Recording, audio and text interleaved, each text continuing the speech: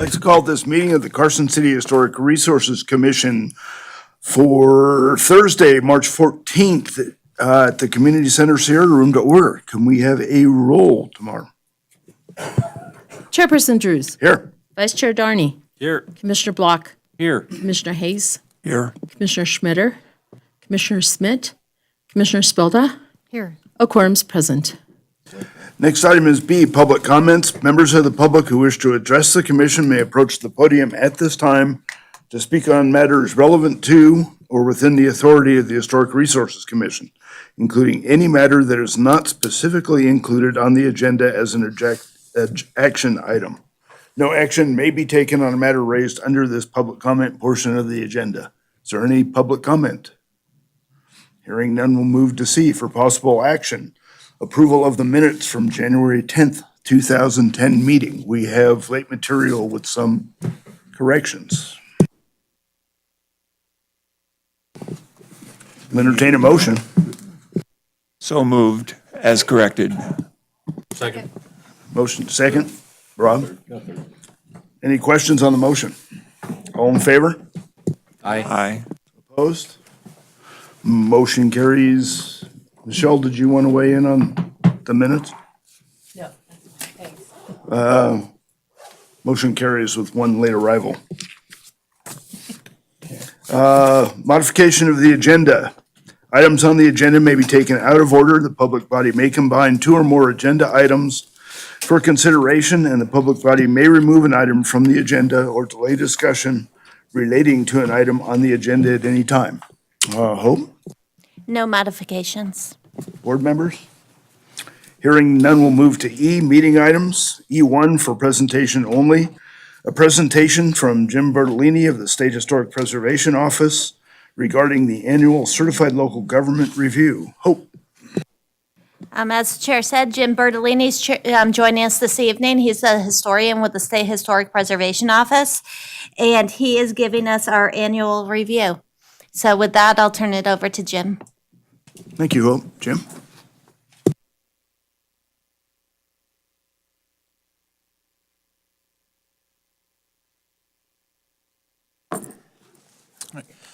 Commissioners, thank you for your time. And it's always great to be here for these annual reviews for the Certified Local Government Program. Carson City's one of my favorites, and you are my HRC as a resident of You need City. to state your name for the record. I do. Again, my name's Jim Bertolini. For It is? Should be. Okay. I'll scoot it closer. Jim Bertolini, I'm the historian and the Certified Local Governments Coordinator for the Nevada State Historic Preservation Office. And as Hope mentioned, we're doing annual reviews of all of our CLGs, mostly just to provide a presence, some guidance and support, and hopefully encourage improved action on the part of our CLGs. I think we've always been very happy with the work that the Carson City HRC does. You're one of our models to pass on to our prospective CLGs that are hoping to join the program. So, with that, I do have a couple of slides just to walk through what I review and a little bit about the CLG program in general. For those of you who were on the commission in September of 2017, this will look very familiar because this is that same presentation I gave with a couple of updates. The Certified Local Government Program is one of many that the Nevada SHPO runs. It's part of our outreach program just to support your actions here in Carson City and promoting historic preservation here. And I hope you can kick me to the next slide. So in general, the Certified Local Government Program, this was established in 1980 as part of amendments to the National Historic Preservation Act. The intention was to support historic preservation in local communities by establishing or encouraging the passage of historic preservation ordinances by local governments, and also the creation of local preservation commissions like this one to speak to those preservation issues. And in Nevada, those are effectively the requirements. We stick with the federal minimums, and that is the key requirement. Purpose and benefits, again, it's to support local government planning and education about historic preservation. It does also provide access to dedicated funding that only CLGs have access to. Our office is primarily funded through the Historic Preservation Fund, and we're required to pass through 10% of our allocation to CLGs like Carson City for various preservation activities. There's also a little bit tighter consultation under the National Historic Preservation Act for federal agencies that are operating within Carson City's boundary. And then we are responsible as the SHPO for providing training and technical assistance to the commission and to city staff regarding preservation issues. And we try to be as on demand as we can for that training and support. Just an overview of some of the projects that Carson City has used that CLG funding for since 1987. Carson City's our second CLG in the state. You've received almost $500,000 in HPF funding since 1987. A couple of the key projects, the rehab of the Brewery Arts Center, since that is listed in the National Register of Historic Places, so it's eligible for development funding through the HPF subgrants. Surveys of various areas around Carson City and thematic studies. Probably the most recent would be the West Side Historic District. That's probably the most standout project recently, nominating that to the National Register. Just a couple of updates I wanted to provide to the Commission about the CLG program. We did spend most of 2018 revising this program for Nevada. It's typically been a little underserved by our office, and we wanted to provide more programmatic support.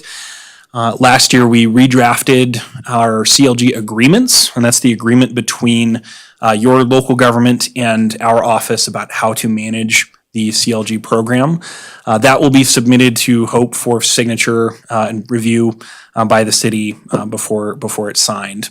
And that's something that we expect to release in the next couple of months. The final agreement that is a standard agreement for all CLGs in the state is on the National Coordinator's desk for approval before we actually submit that for signatures to all of our CLGs. That is accompanying a new handbook as well. That's the cover page up there.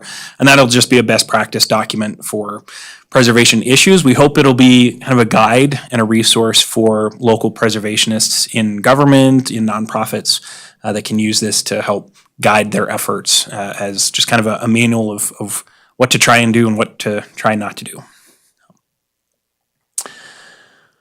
So again, one of the key aspects of SHPO's revision of the program is on-demand training, especially since our office is here in Carson City.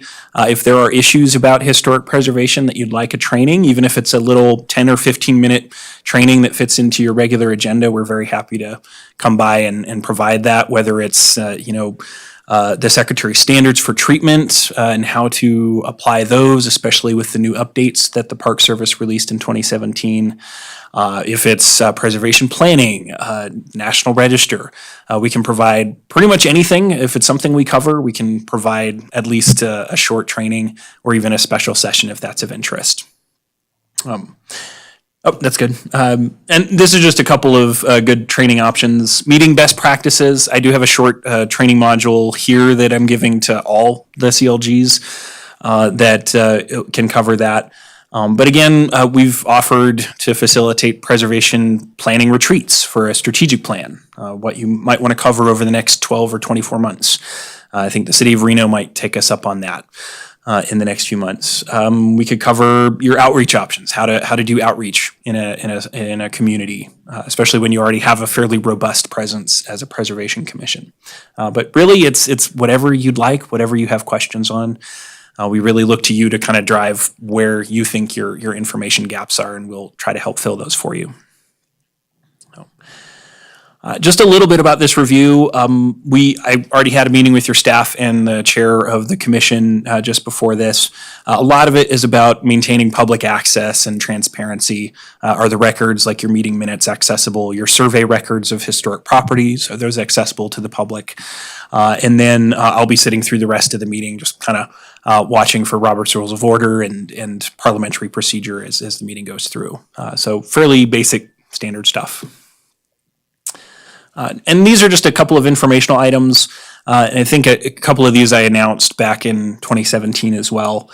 We do have a couple of statewide reports you may want to be aware of that would allow you to make it easier to nominate certain properties in Carson City to the National Register. One is for agriculture. So for the historic ranches remaining in Carson City, there is a statewide, or I should say a regional report for agriculture along the Upper Carson River that could support those nominations, make them a little faster and easier to write. We have a statewide document on fire stations that we completed last year. And then we are about to announce a project. We secured a $45,000 grant from the National Park Service to do a statewide report on African American history, specifically 20th century civil rights. So we'll be pushing that forward over the next year and a half. And then obviously the Nevada Main Street program that's up and running, that was established in the 2017 session of the state legislature. And so they are moving forward with a lot of participating communities that has a lot of overlap in historic preservation, especially for commercial downtowns. With that, I'm going to run through the training module very quickly because most of these issues address things that I don't think are an issue in Carson City's HRC. So they're really just a refresher. About good commissioner basics, we've had with some of our commissions some issues about what are we supposed to be doing in these meetings. So we just decided to give this to all of our commissions. And obviously the first one is know your commission purpose. Usually that's established in your ordinance. Understanding what your purview and authority is, which is established in your ordinance. And so if you look at that slide, you'll notice the sub-bullet point on every single one of those is please read your ordinance.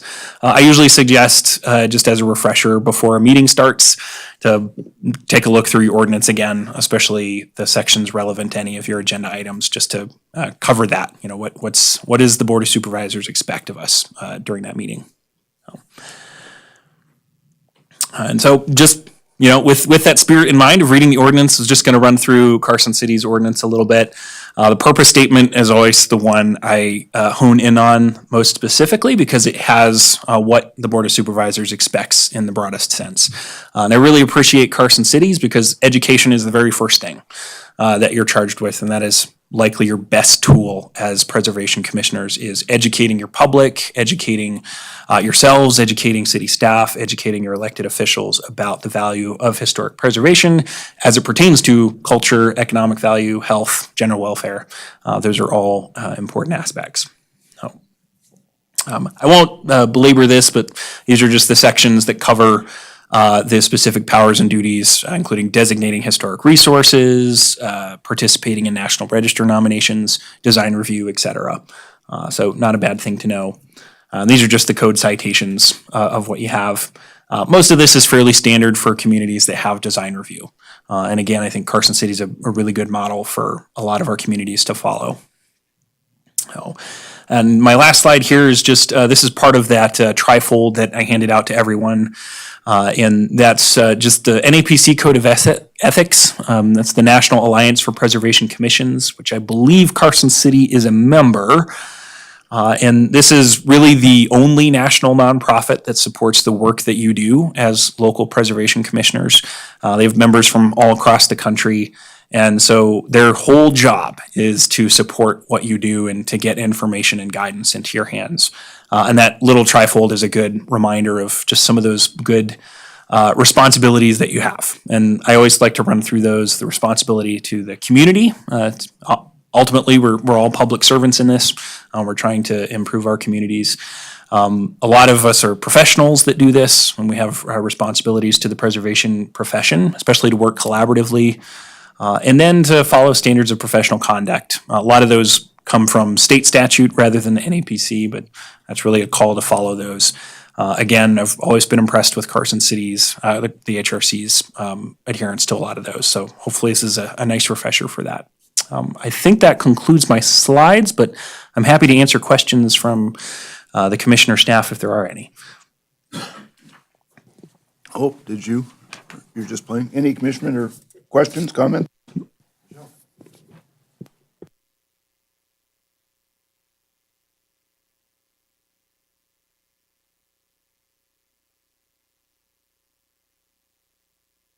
Your microphone.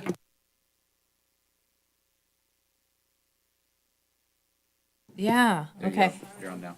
You're green. So is facilitating the strategic planning receipts for nonprofits or just for us? Yeah, and if need be, I can repeat that question for recording. So the question was for strategic plan facilitation, can we do that for nonprofits as well as local government? Obviously, our emphasis will be CLGs since that's our primary charge, but I'd be happy to support a nonprofit if it had especially if it had a preservation focus. That's certainly something I'm willing to do. I just had a question about the planning update, the CLG planning update. What was the impetus behind your being directed to make those changes, and have we had any input into those changes? Certainly. So the impetus behind revising the CLG program was primarily to expand the program's participation. At present, we only have 4 CLGs. In addition to Carson, we have the City of Reno, City of Las Vegas, and Story County. And we wanted to encourage more participation.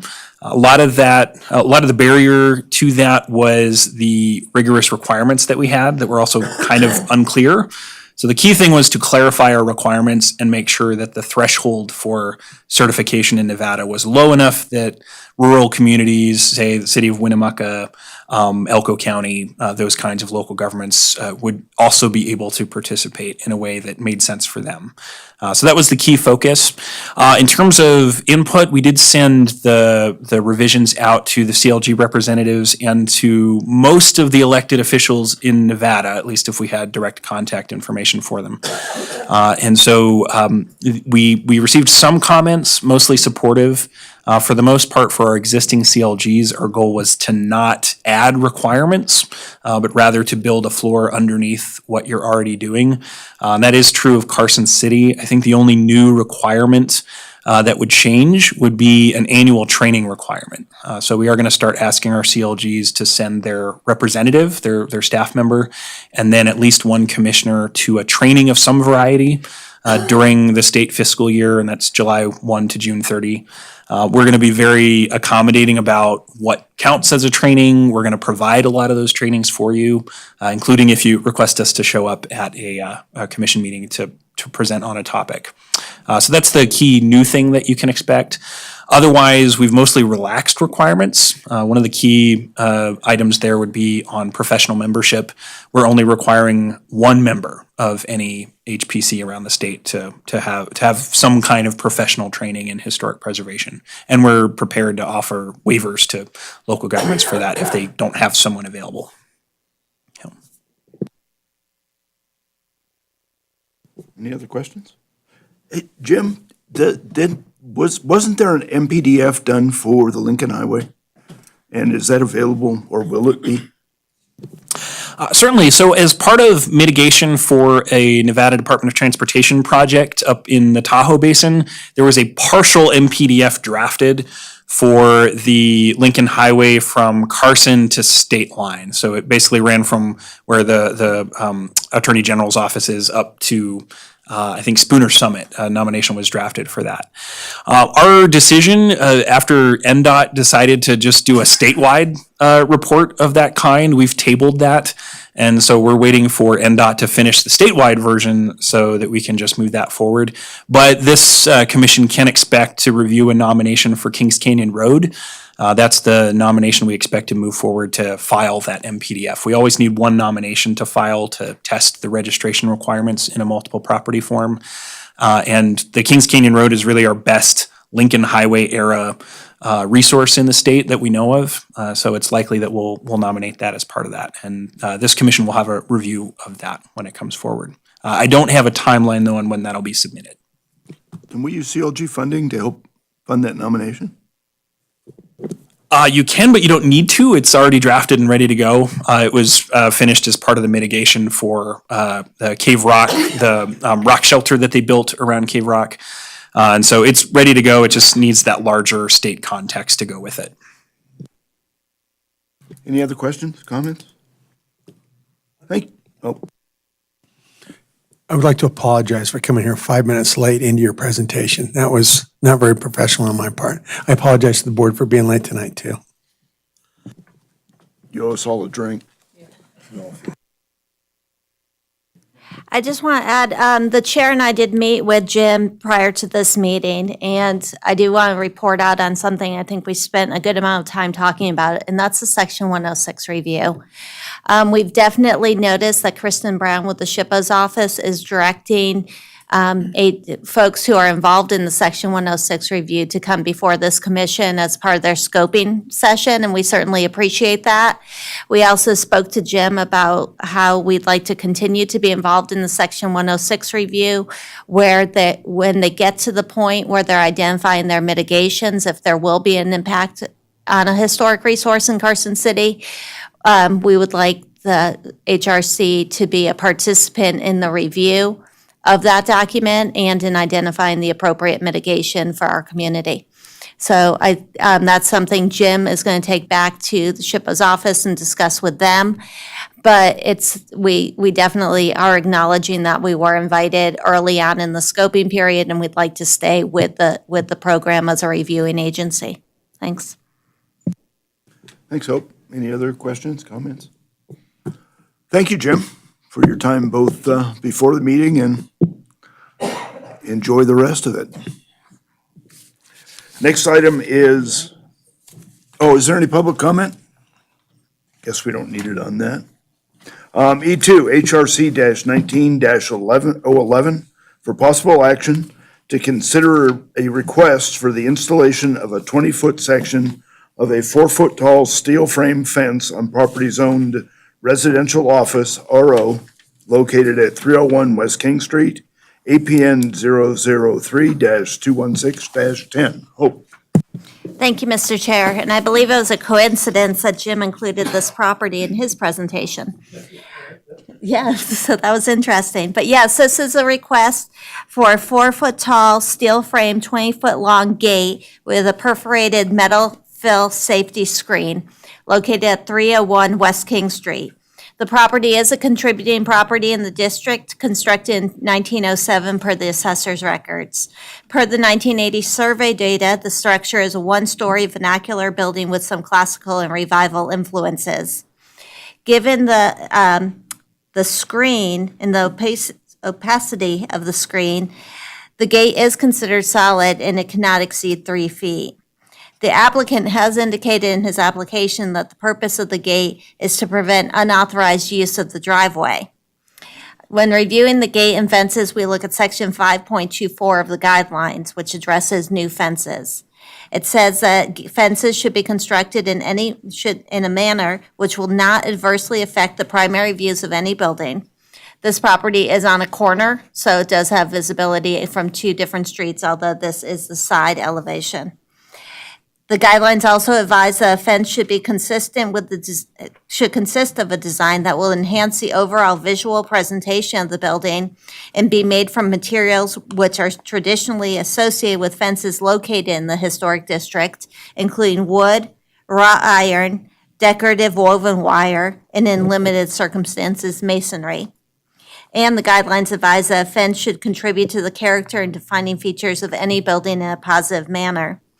In reviewing this fence, which is up, so if you've been to the site, you've seen it's a fence and a gate. I keep referring to it as a fence, but it is a fence and a gate. Staff finds that due to the height of the fence, that the fence obscures the view of the side of the home. Staff further finds that the design of the fence is inconsistent with the district and does not enhance the overall visual presentation of this building.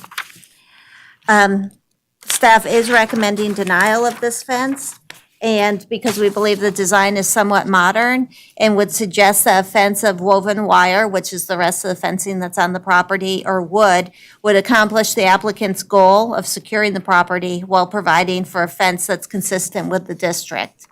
Ron Kipp, the property owner, is present, and I'm happy to answer any questions. Thank you, Hope. Are there any questions of Hope? Ron, do you want to come up and maybe give us a little background? Yes.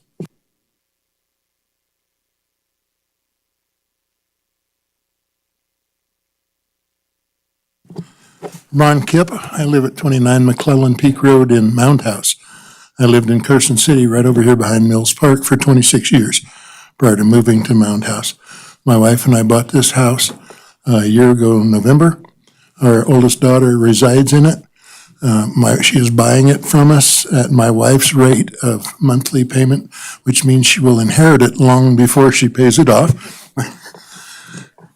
And according to the history I have found, the original house was built in 1875.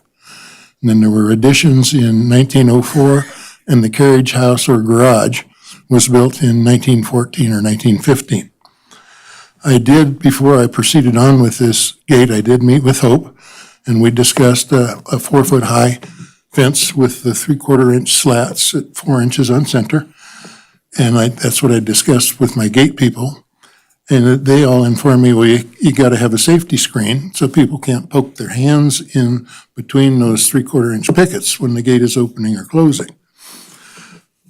The options I had were white or black, and that's the gate. I brought some additional pictures, if I may pass them out here. Sure. I think I brought 10 of them home. Thank you. There's even one for Lee if he wants it.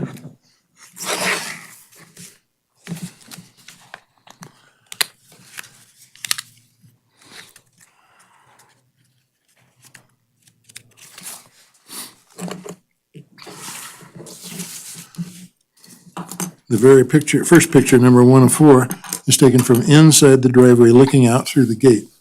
So yes, it does obscure some of the view, but you can see through it.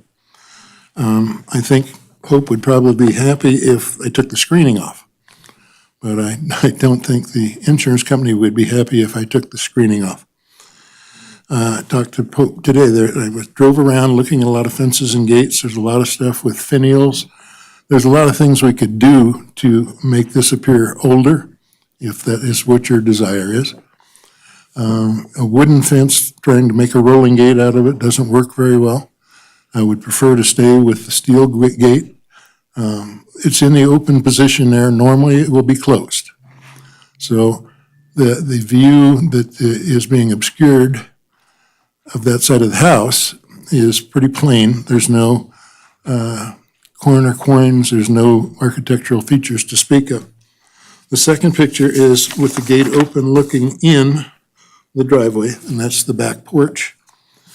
And since it's elevated like that, most of that view is not obscured when the gate is closed. The next picture is looking slightly over the top of my gate. You can still see the sidewalk and the street, and that's an existing 6-foot solid wood fence on the side yard directly across the street, but it's in the historical district. And then on the last one, again, you can see through there. You can still see the gas meter, which probably should be obscured somewhat anyway. I am open to any suggestions that you guys might have as to make it more acceptable in a historical fashion, including painting it, but I do have to keep that fence secure so that I'm not liable for someone being injured. And if you have any questions, I'd be delighted to try and answer. Hi, Don. Commission member questions? I have a question. Ron, when I saw this, I found about 4 of these rolling gates that don't have the screen on the back. Yes. I think the biggest objection that I have is the screen itself. I agree. Because it gives it a modern look. I agree. So,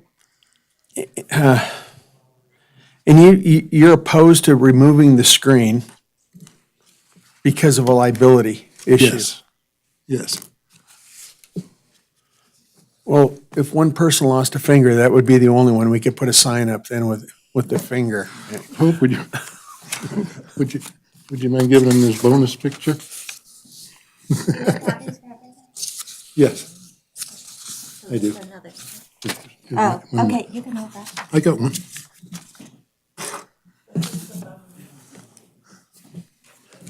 I drove around the historic district today, and I did take this picture. That is one of the rolling metal gates with no screening. And if someone sticks their hand in there and it gets cut off, who's going to pay the damages It's gonna be us because that's the gate at the governor's mansion. I don't know how we can modify that screen so that it doesn't look so modern and yet keep people from being able to poke their fingers through it.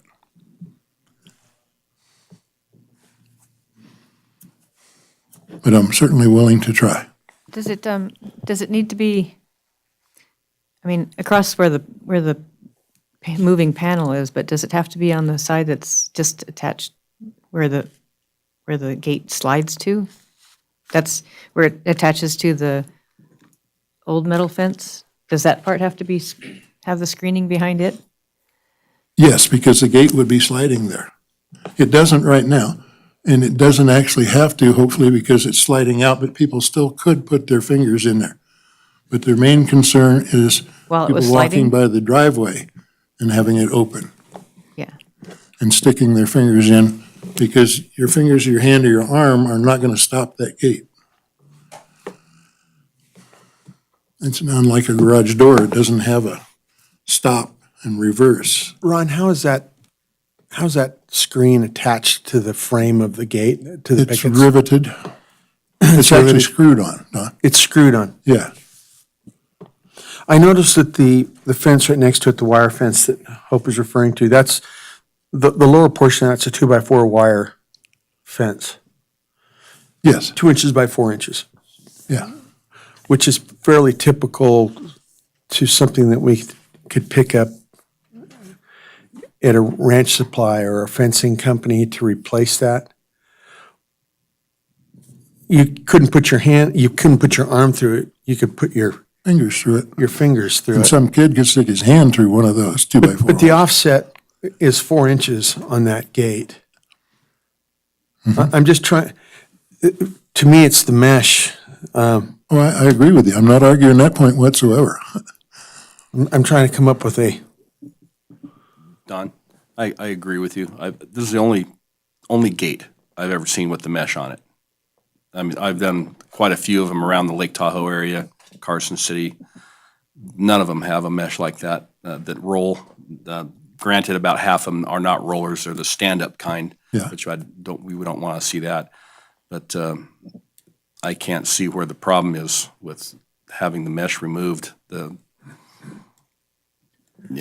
Those things can be fitted with a safety device where if something blocks it, like a car is in the way, it can bump it back, like an elevator door or It a actually may garage have door. that. I've never stood in front of the They do gate have to try. those. You might talk to your gate company Yeah. about that, because that's a safety factor where if there's a car stuck in the middle, it'll detect it will reverse itself. It may have that feature already. I don't know, but I will ask him. Could you plant some vegetation behind the screen? Or where it is, next to the Yeah, there's house? vegetation, there's vines that have been growing all along that fence forever that will Right. eventually get Could there. those vines then crawl over the new section and then you wouldn't need the screen because people Yeah. can't get their hands to that? Yeah. Now, I'm guessing that the concern of putting mesh down there, it doesn't appear that is a rapid closing gate. Unless it's not. somebody really wanted to stick their arm through it and then hit the gate button. Could they take the motor off where it's not motorized, where it could move because it's got bearings and wheels on there? And then to be able to remove the mesh. I know the concern is, on the wine walk, they had about 250 people last month walk it, and they look for balloons on places, so I don't think the wine walk is causing much trouble. My office, which is on the corner of Curry and Musser, I've got the same issue, but they never park there on Nevada Day even. Or the wine walks, it doesn't seem like that's frequent enough to do that, but when does the gate get closed? I mean, I drive by there every day and I've never seen it closed. No, it's not closed because the fence is currently down behind it. The wire fence. Okay, so the sheep fence that's turned, that they took off, they took the 6-foot portion off that was at the end of the building, and then the sheep fence, that wire mesh was kind of wrapped around, and that still hasn't been taken off. No, it's there. It's just coiled up in the back to keep somebody from running through the yard. you can see it in the photo, it's rolled up. You know, I'd have an issue with taking the motor off because it's on the sidewalk with a limited space, so somebody's leaving their car in the street while they try to open that gate and get back in the car and pull in. That's not ideal. If we could get the mesh off of there, I really wouldn't have a problem. Can you check the limits? They should have a closing limit, and they should be able to add a opening limit so that if somebody's hand or arm got in there, it would, I will just like find- your garage They doors. have that feature, Don, but I will find out. I don't Okay. know. I will find out. So I have a question about how it finishes against the old fence. Is there going to be a post or anything there, or how? Yes. Okay, so there'll be a post that matches the other white posts? Or how are you going to tie If- those two together? I'm going to have at least one more white post because the wire fence that's there isn't long enough to reach all the way to where it is right now. And I tried to find some of that matching wire. Yeah. Couldn't find it at any antique place anywhere. Yeah, it's a great wire fence, so. It is. I'm glad you're keeping that.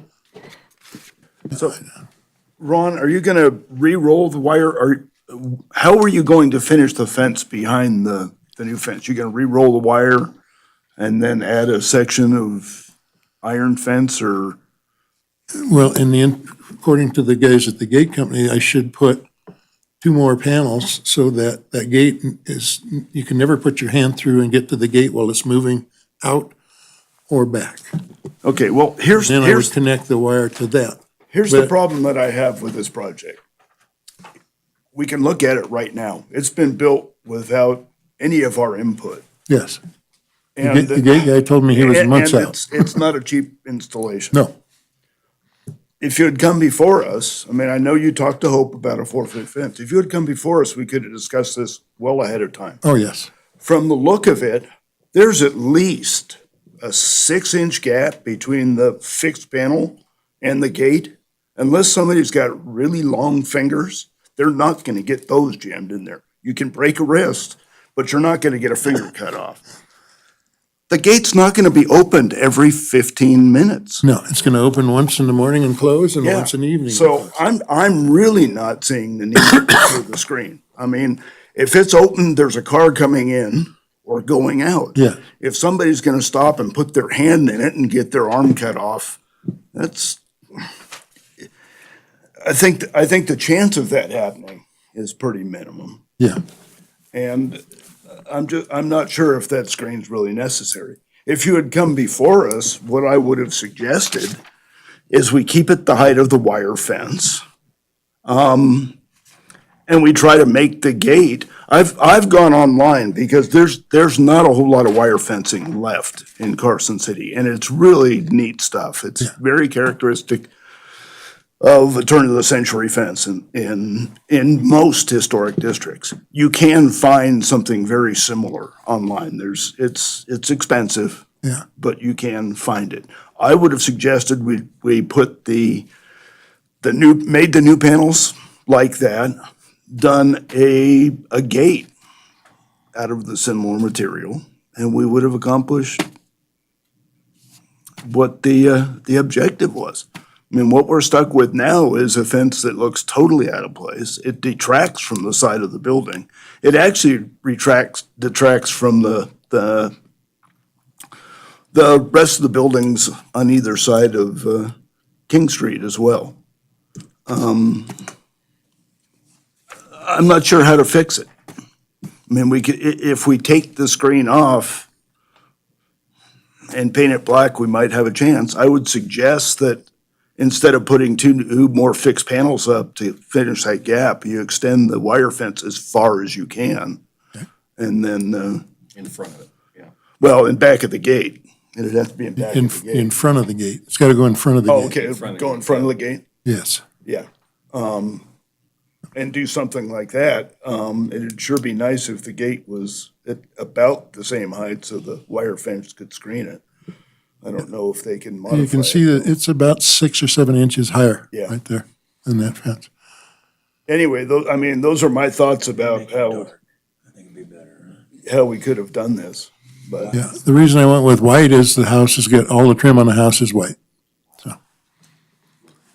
Mike, I think one of the things that raises that up, if you take a look at it and you went over to the site, there must have been a tree or something that lifted the sidewalk and that curb. So they got the gate up high enough to clear the curb where it was lifted up. And if you look at the other, so if that hadn't been there, I'm sure that would have been down about the same height.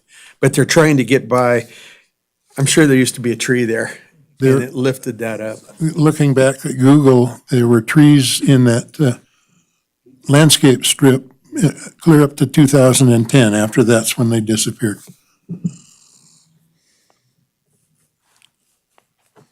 And we did get permission from Curtis Horton at the city to remove those evergreens because they were a trash collector. And while we were doing it, we stubbed an irrigation line underneath the sidewalk, and we will be planting some city-approved trees in there eventually, probably this year sometime, hopefully in the fall. I have a question. How far more in front of that gate will the wire reach if you unroll it? Hopefully it'll probably be about 3 feet short of that fixed panel that the gate slides by.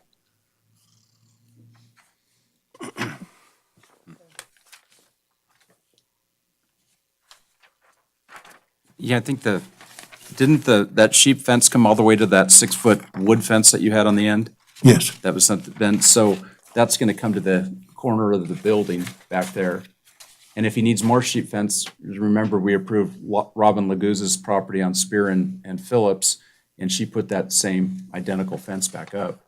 But, yeah, the sidewalk was redone when Jennifer Pruitt was still with the city when they cut the tree down. But this is what we're looking at when the gates open. How much of that, so we're gonna have basically that one section of fixed fencing, and the gate to the south is what we're gonna be seeing when it's closed. Yes. And I don't think, I agree with everybody with the screening. If you're pulling up in your car and you've got it there and some kid wants to put their hand through the fence, you're probably most likely gonna tell them to get away from your fence. You're more likely to hit them with your car. And it's a slow moving thing. And I think right now with it open, it looks far worse than we could visualize it with the gate closed. But if the mesh was gone, and whether you paint it black or white, I don't know if that's gonna make that much of a difference, but getting the mesh off, I think would. Ron, is there enough room in front of the fixed panel to put a 5-foot redwood fence as a screen on the fixed panel? Or to carry it back to where your sheep fence would end? Yes. And then, The Guillermo Munoz, Development Services Engineering, had a concern that this gate and that fence panel might be in the right-of-way.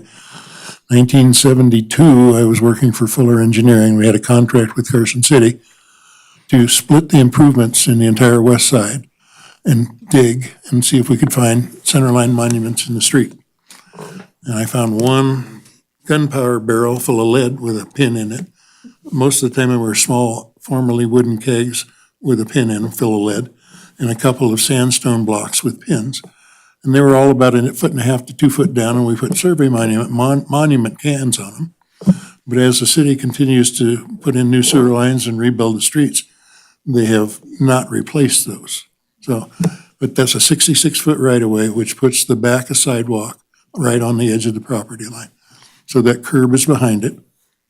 And that fixed panel, I could put redwood right on the front of it if that's what you want.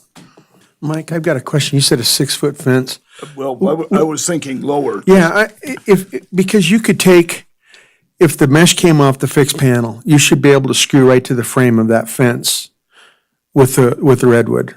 The mesh is on the backside. No, I'm talking about the wood on the front of it. Yeah, but the And mesh then is you on the could- backside of that panel. It's not on the front. No, So I can screw a wood to the front.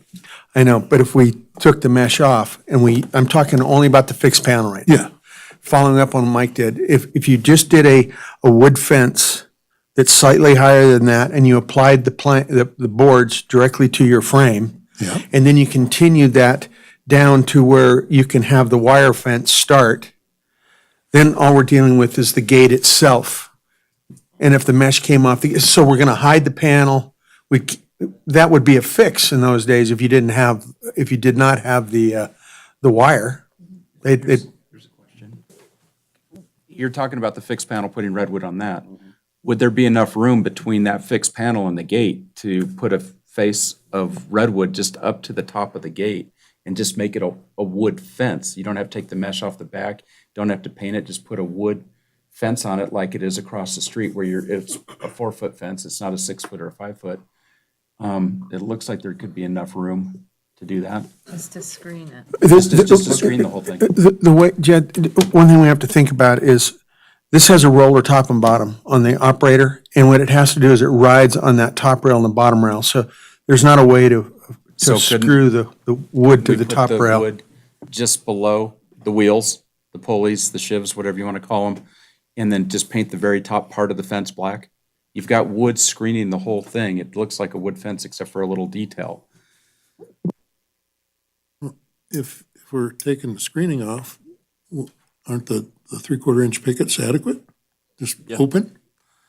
Well, you're worried about liability as well. Yeah, I am, but you're still gonna want me to have a gap in the boards. If you're putting wood on it, you don't need the screen. The screen is irrelevant on the back. Well, it's just labor to take the screen off. If you put wood on the front, you just have labor. There's no putting wood on the need to front. take the screen Right. off if you put wood on the front. Yeah. And it's giving us a faux, it's doing a wood fence over the metal fence, trying to, minimize some costs, because I mean, yeah, I know where the pulleys are and everything, because you can screw right to the 3/4 inch things, and then it just looks like a wood fence with a modern Just a mechanism. reminder to the commission that the height limit for a solid fence is 3 feet. For an open style fence, it can go up to 4 feet.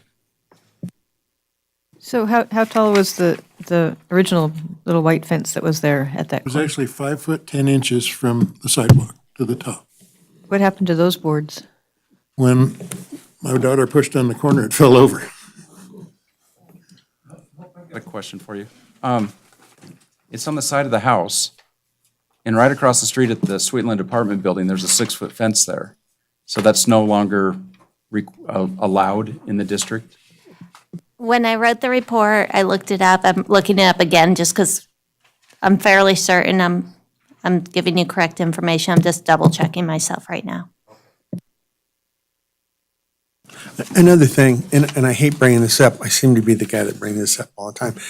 We get into codes again, and the way that the Carson City ordinance is written, if I have a fence that is less, and that fence can be block, steel, wood, doesn't matter. If it's less than 7 feet, there's not even a permit requirement for it. So again, that kind of starts, I'm just glad that we started with hope, but if it's under 7 feet, we don't even have a requirement for a permit. Can I add to that also? Hope, correct me if I'm wrong, but since we're also talking about, there was a fence that was 5'10", that allows us a little bit of leeway here on allowing a 4-foot fence, I believe, whether it's solid or not, to replace it.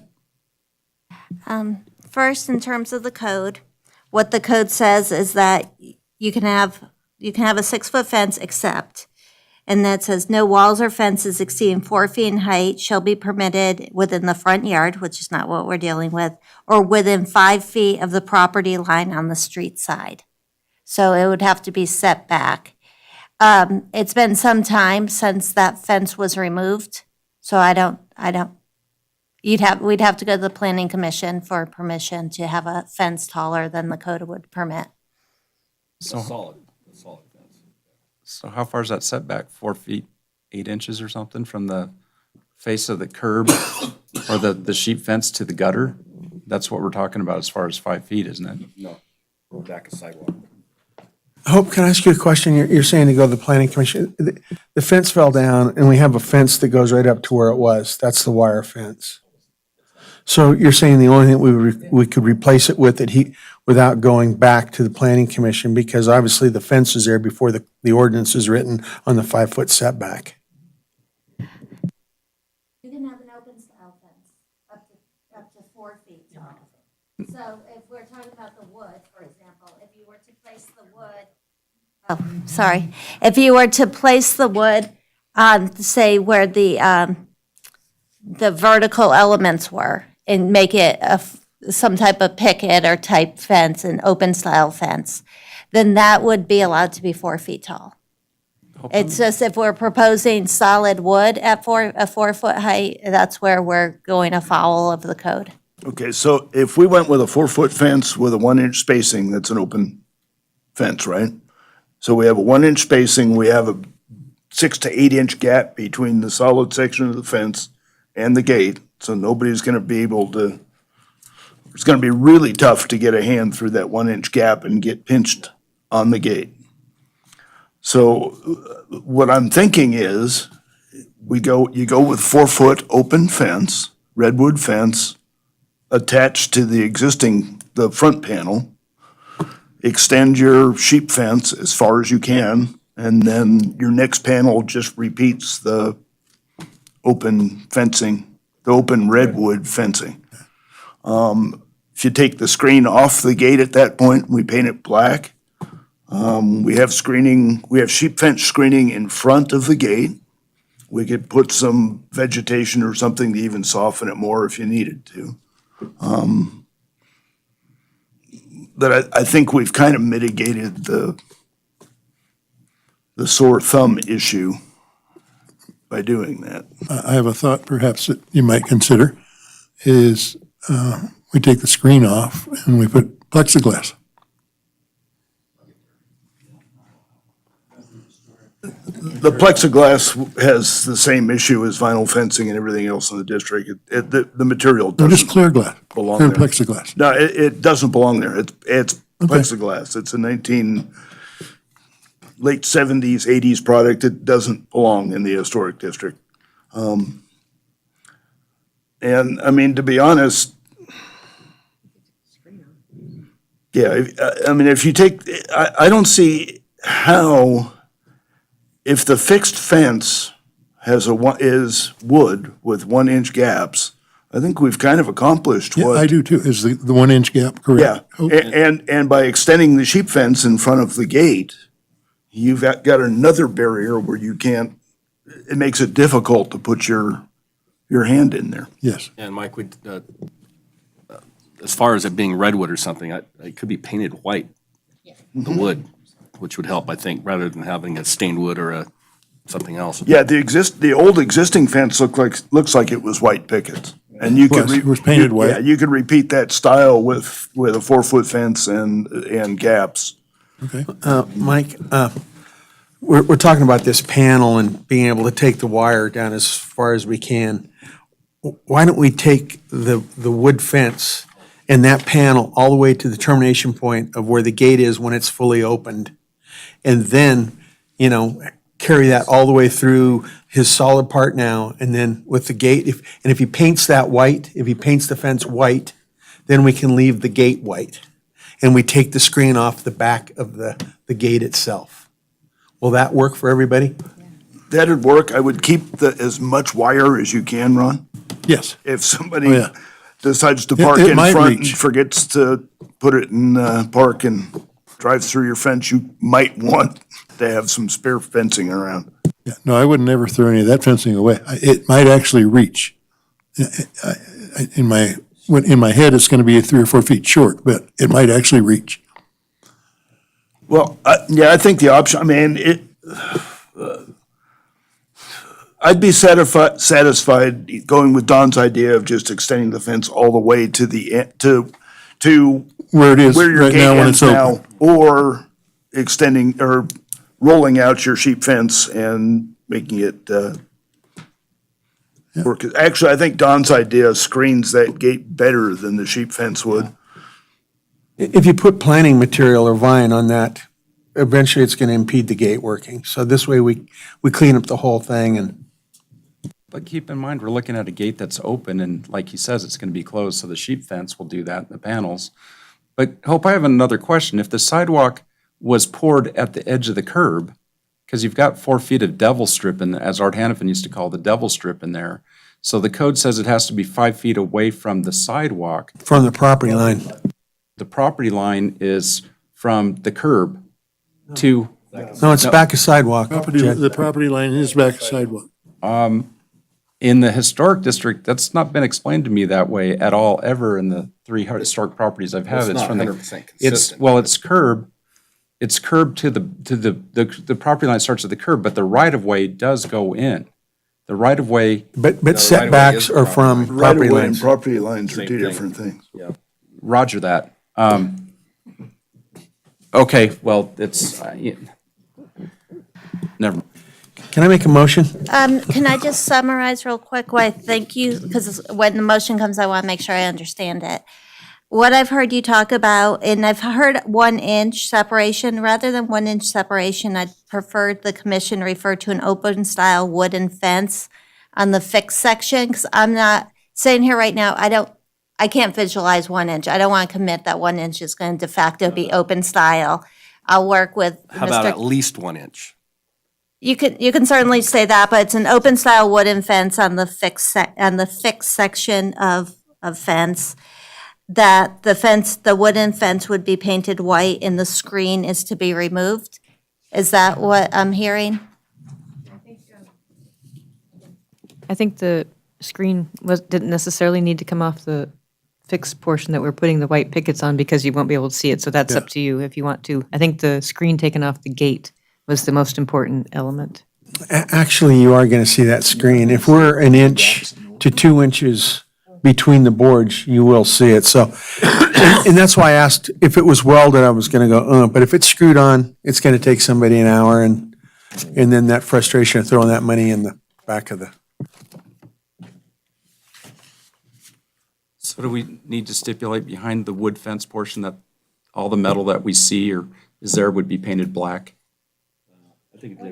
No, I think, If you're gonna paint the fence white, Screen off. I think the fence is gonna be white. I think we leave everything else white. We take the screen off. okay, and if they chose not to paint the fence, could they paint, they chose not to paint the wood that's applied to that and then paint the back part of it black? I'm just talking, you've got more money and labor painting the fence too. It's all in what Ron wants to do, but if he's gonna put a white fence, yeah, the white behind it stays white.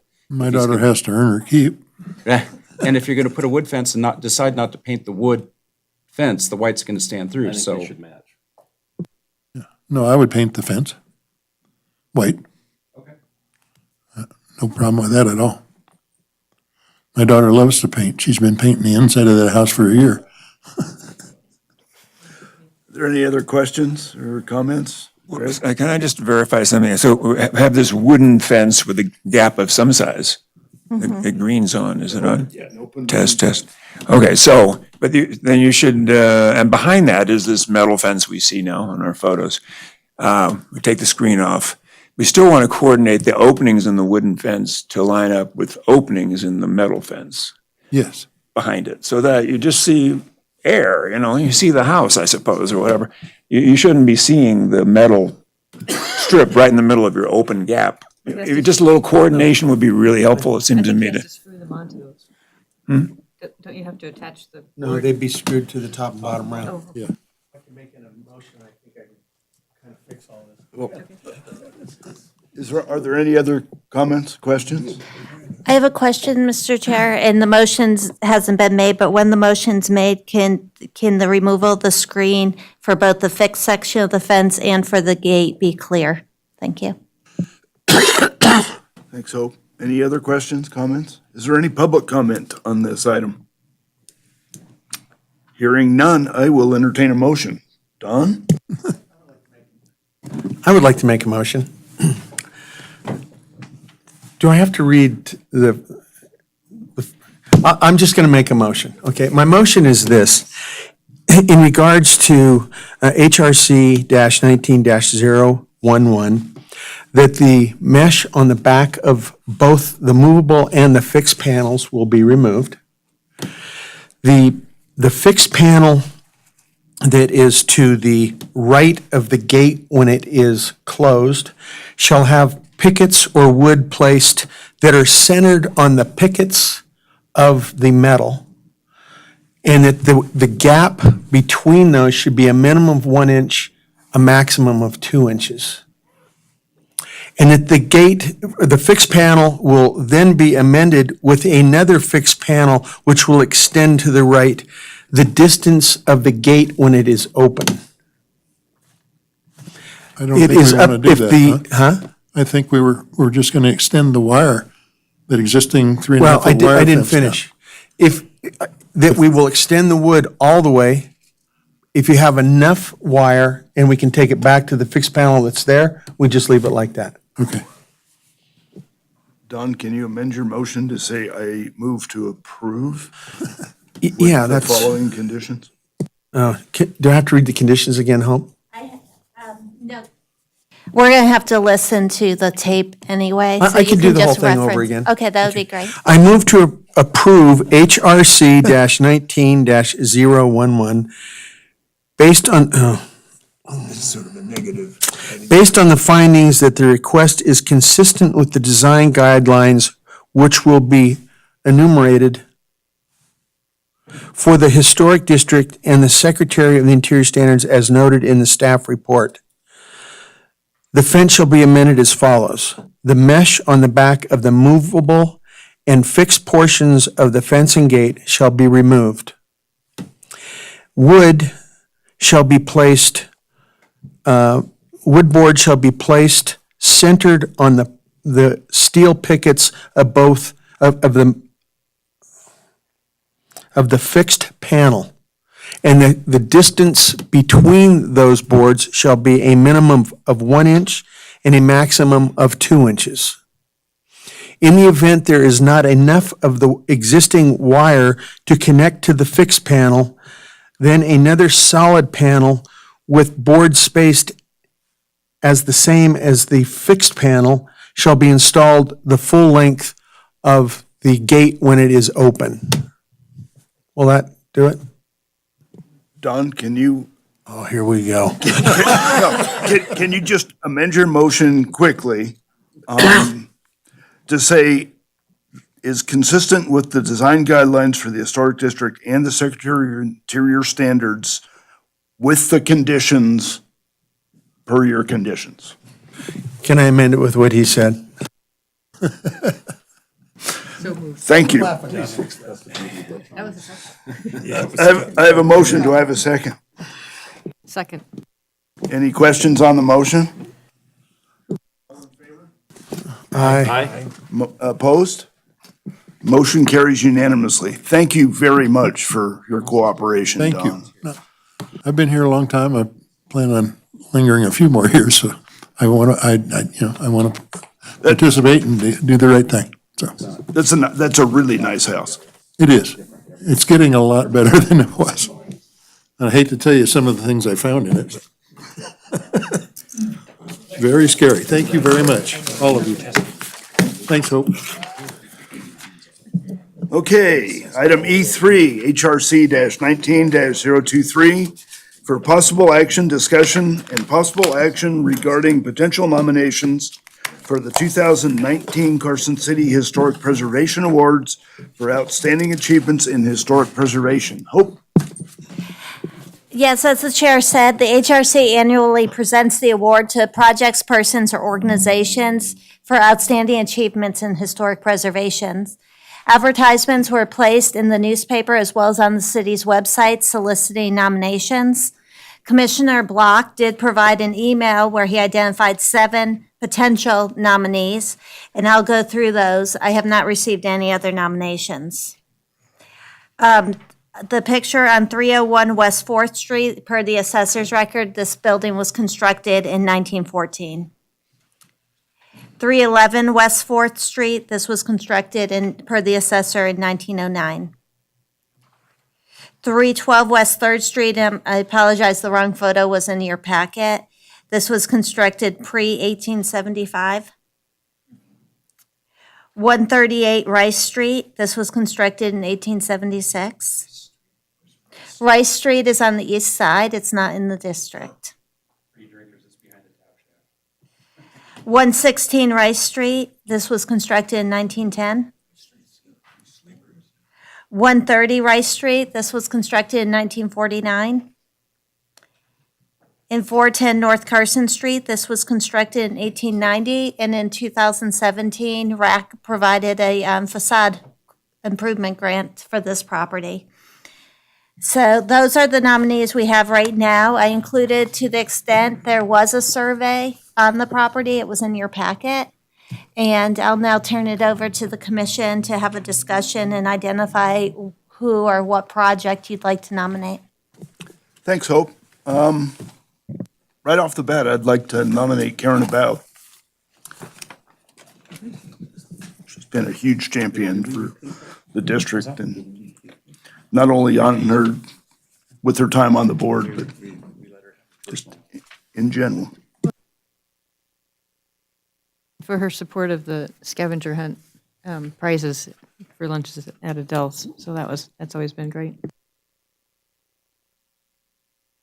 I think the 410 North Carson Street and the facade rehab and that building would be a nice one to. You know, on that one, the metal posts must have been covered over in the 80s or something when it became the Horseshoe Club, but they raised all the ceilings, they raised the windows back up, and they took the facade back to where it was, minus the door where the sign is. But there used to be a porch around the front of that. And then, you know, I just went around to see the properties that were well-maintained. 301 4th Street is Bob Herman's old office, and that's always impeccable. Carl Hurd owns the house next door to it, the blue one on 311 4th. Darren Berger at 311 or 314 3rd Street, he redid the foundation and everything and stabilized the building when he bought it. The three houses on Rice Street you never see because there's 8-foot hedges in front of them. So when you go past the Foreman Roberts house, it's hard to see. And Paula Cannon, for one that has one in there, she's renovated that whole thing top to bottom. And so those were just what I saw had maintenance. I looked at the Sanford house on Roop Street, and the maintenance hasn't been kept up on that so much.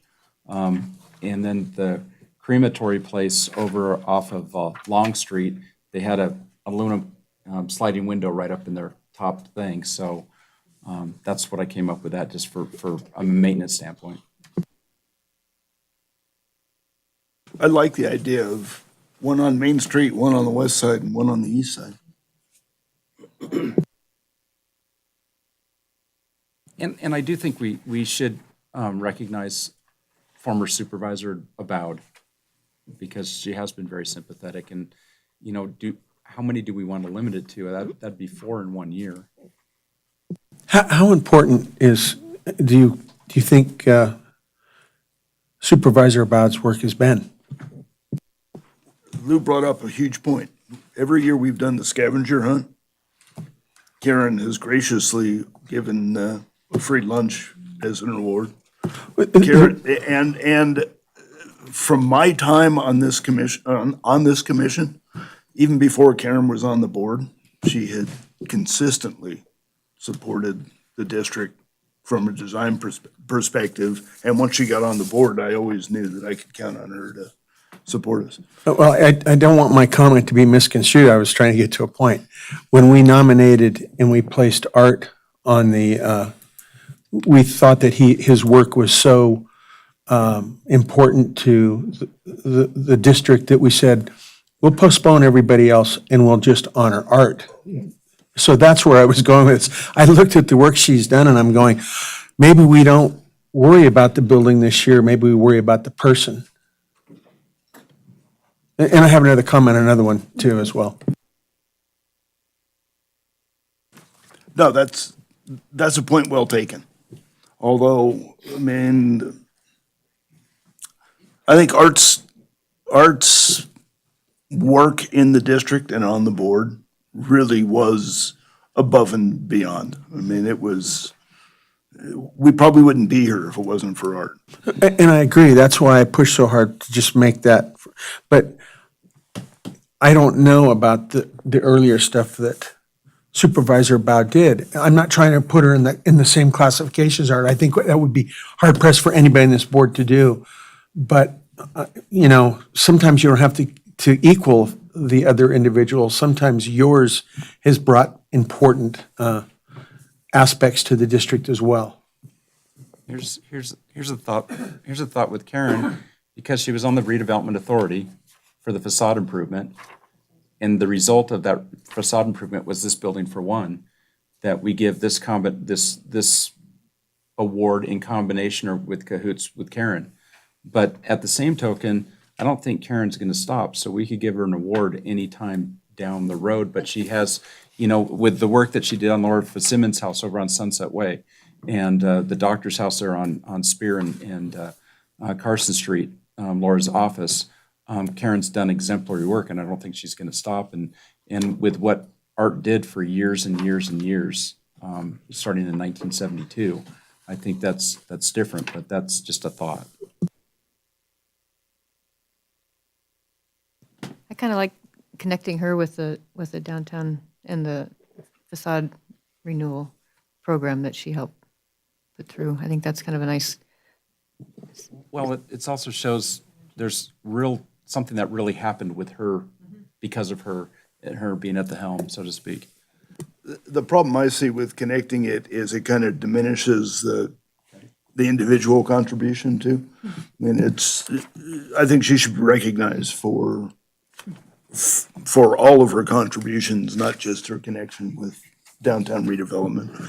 In the past, we have done, I think, four awards ranging from new construction, old preservation projects, and recognizing people that have really helped out in the district. So I think we can find the budget to do that. And I would have a hard time picking which Rice Street house, though. I almost see those as going as a group. Like maybe next year or something, we look at those as a group. Could bring a lot of attention to that side of town. So I have another question. This isn't in the place, but Hope, as I was walking out of their office today, she said, have you thought about tonight's meeting and that? And so I have a question, and it's a person, place, or thing that's been done, just like Supervisor Bowd that we're talking about. So I'm going to get out on kind of a limb because I want to figure out how we can do something here. The V&T Roundhouse and that site that was on.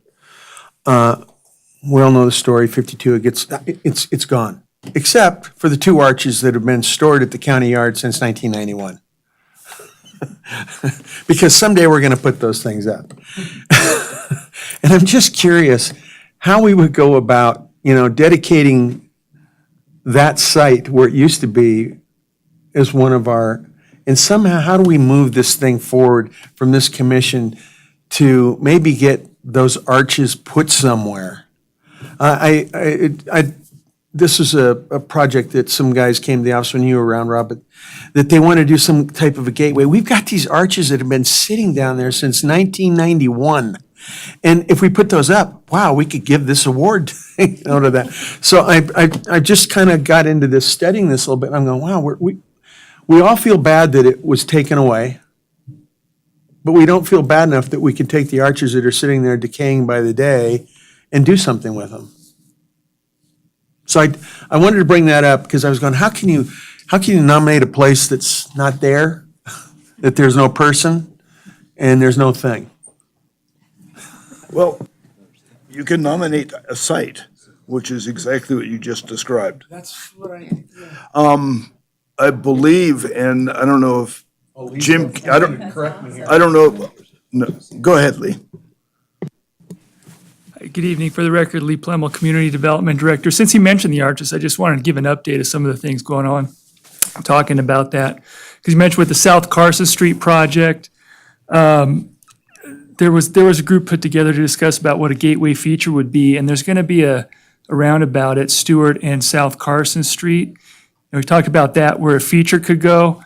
And those arches and the information on that have been put out there, but that committee, for that project down there, we've gone away from using the arches because, and the reason being that it would then be in a place that's really hard to get to. You got to cross traffic to get there. And we feel that they are important. They should be someplace where people can go up and touch them and see them. And, one of the next projects, and in fact, we keep trying to get federal funding for it, is going to be William Street, our Greening William Street project in front of Mills Park, and which William Street being right next to where the the property you're talking about is. So hopefully in the near future, that's perhaps an opportunity to do it. But if there are any other places downtown as projects go up, I mean, it's certainly on Public Works' mind as the city does projects on city property to look at that. And maybe this committee can make some recommendations regarding that. Yeah, that's why I brought it up, Lee, is because they are a very historic nature to this community and what it was about, that we need to do, we can really make these an element. And I'm actually glad you're not putting it in the roundabout, because again, with those big sandstone blocks, they're a touchy-feely thing. It's a lot of fun to be able to do that. And a roundabout's not exactly the best place to do touchy-feely. And I mainly just wanted to, Yeah. let you know No, that that's they're great. not put away and forgotten still. Yeah. They're still looking for opportunities to use those. Okay. Don, I'm just gonna update you on that comment you made about Art and I had worked on that. What we had gotten involved in this way back when, this is 20 years ago. Well, how long they tear that down, 20 years ago? More than that, but they've been stored since 91, so it'll be 30 years in 3 years. When they were redoing the top of the hill going out to Mound House just recently, that top of the hill up there was a proposed area for a lookout. Carson City welcome lookout place where you could pull off the highway, go up on the hill, have a rest area, a circular drive, and we were putting the arches up there as part of the look through to see the whole town, the whole valley from, and it flew away in the dust and the wind. Never heard from it again, and we have all kinds of, but we had worked with the museum and the Carson City planning and such way back when. So those kind of things have been thought about, but nothing's come of them. I'm sorry I brought it I'd up. like to see but it be brought back into fruition. The site was something I wanted to see us take a look at. I thought if we put something on that site and we give it an honor, and then maybe something is, like one of the Nevada markers is put there, or something that kind of memorializes that site, that maybe we can kick the ball. Because like I said, in 3 years, in 2 years, those stones have been there for 30 years, so. I think it's something that I think we should put it on Mark Salinas's radar as well, as an art object. That site is private property, and Jim, do you know if that's been delisted? That site was listed on the National Register, or the property was listed on the National Register. It's been dealt with under Section 106 as a listed property, but I somehow think it's been delisted since it's been demolished. Jim Bertolini from Nevada SHPO for the record. Yes, so those were delisted. That's a typical thing when a property that's listed is demolished. It's removed from the register because it doesn't meet the historic integrity requirements anymore. Yeah, so it was, at one point, it was, even with the buildings down, it was still listed on the register and significant. Working with the property, I mean, that would be the ideal place for the arches, and a great way to commemorate what was there. But we'd Not need on to private work property, with, yeah. we'd need to work with the property owner when they eventually develop that and figure out how to integrate it. And the development would need to be sympathetic to its historic origins too, so. Anyway, back to the issue at hand. Do we want to defer Rice Street, or do we want to pick one on Rice Street and then continue looking at East Side properties next year? I like the idea of having multiple properties and a person to give the awards to. I think we can do 4. Are we looking at getting some funds to do a survey on the east side? And that would, We can discuss that under our next item. But those were things that we had talked about. The east side has been inventoried. I can't remember. Do you know what date offhand we did the east side? Jim again? Jim Bertolini, Nevada SHPO for the record. Yes, I believe it was 2012 or 2013 using HPF funds. But we do have I believe a reconnaissance level survey for the east side. I don't believe it did individual survey forms, or if it did, they were brief 1 or 2 pagers. But there is a report that was HPF funded. If for some reason that's not in the city records, we can forward a copy. Yeah, Luann just brought up the fact that our packet does have a 1980. I think when we did the original survey of Carson City, we had included properties on the east side. I think for the Charles Friend Trail, we did an updated reconnaissance type survey. It just, we'll have to look and see what the most recent survey there was. But we could consider all that under the next item.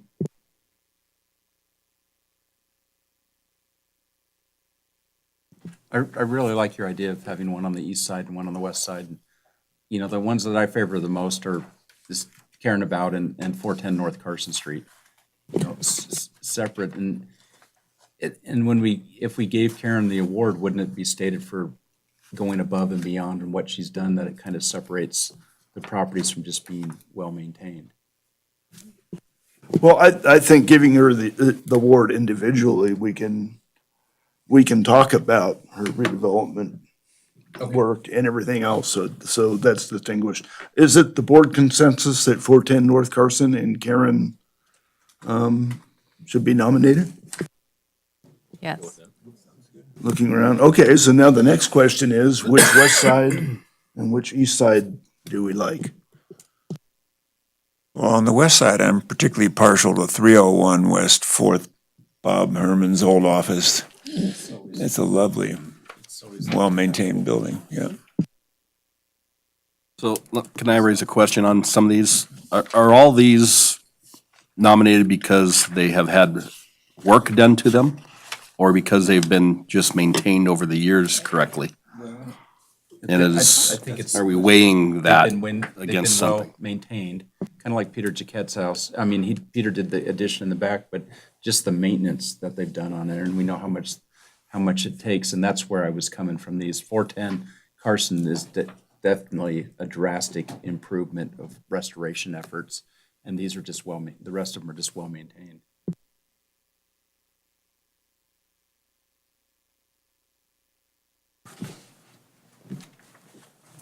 So how do we feel about 301?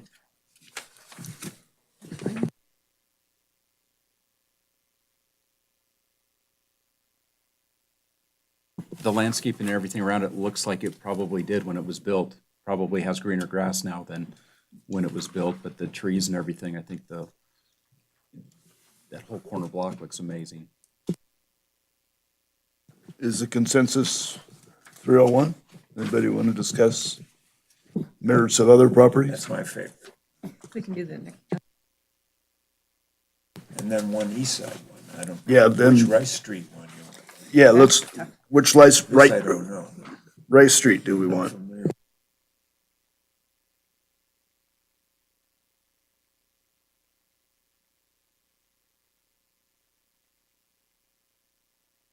Same question here, Jed. Do we know if any of the residences on Rice Street have undergone any major projects? I can tell you about.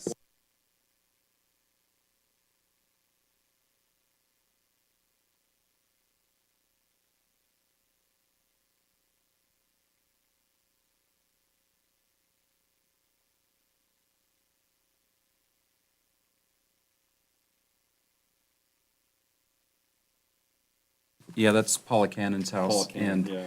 they actually went in and they had the contractor found the biggest sliding kitchen. It went down 2 3/4 inches, I think, that they straightened up, and she's done a ton of work to it, inside and outside.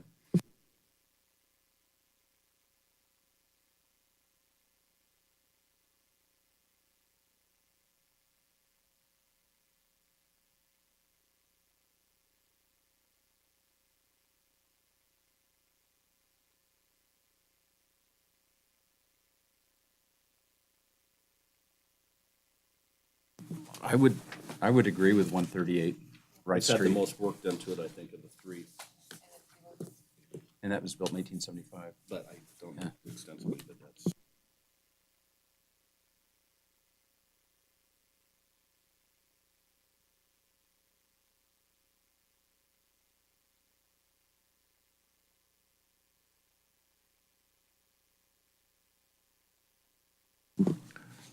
So are we in agreement on 138?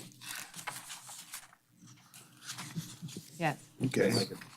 And I was just looking at 116, and I think next year, we can almost go with the craftsman theme, because there's another property on the west side that's in this, that's is it 311 or 312? That is more of a craftsman too, 312. So, okay, so we have a consensus on those four. Is there any public comment? I'll entertain a motion. I'll make a motion. I move to select the properties at 301 West 4th Street, the property at 138 Rice Street, the property located at 410 North Carson Street, and a preservation award for Supervisor Abowd for the 2019 Historic Preservation Award in celebration of Historic Preservation and Archaeological Awareness Month. Have a motion, do I have a second? Second? Motion and a second, any questions? All in favor? Aye. Opposed? Motion carries. And if we can just move those others to the next year's list, that'd be great, Hope. All right, E4, HRC-19-024 for possible action, discussion and possible action regarding the Historic Resources Annual Scavenger Hunt and to identify possible volunteer commission members to coordinate the scavenger hunt with planning staff. Hope. Okay, so the HRC has organized the scavenger hunt for the last 9 years.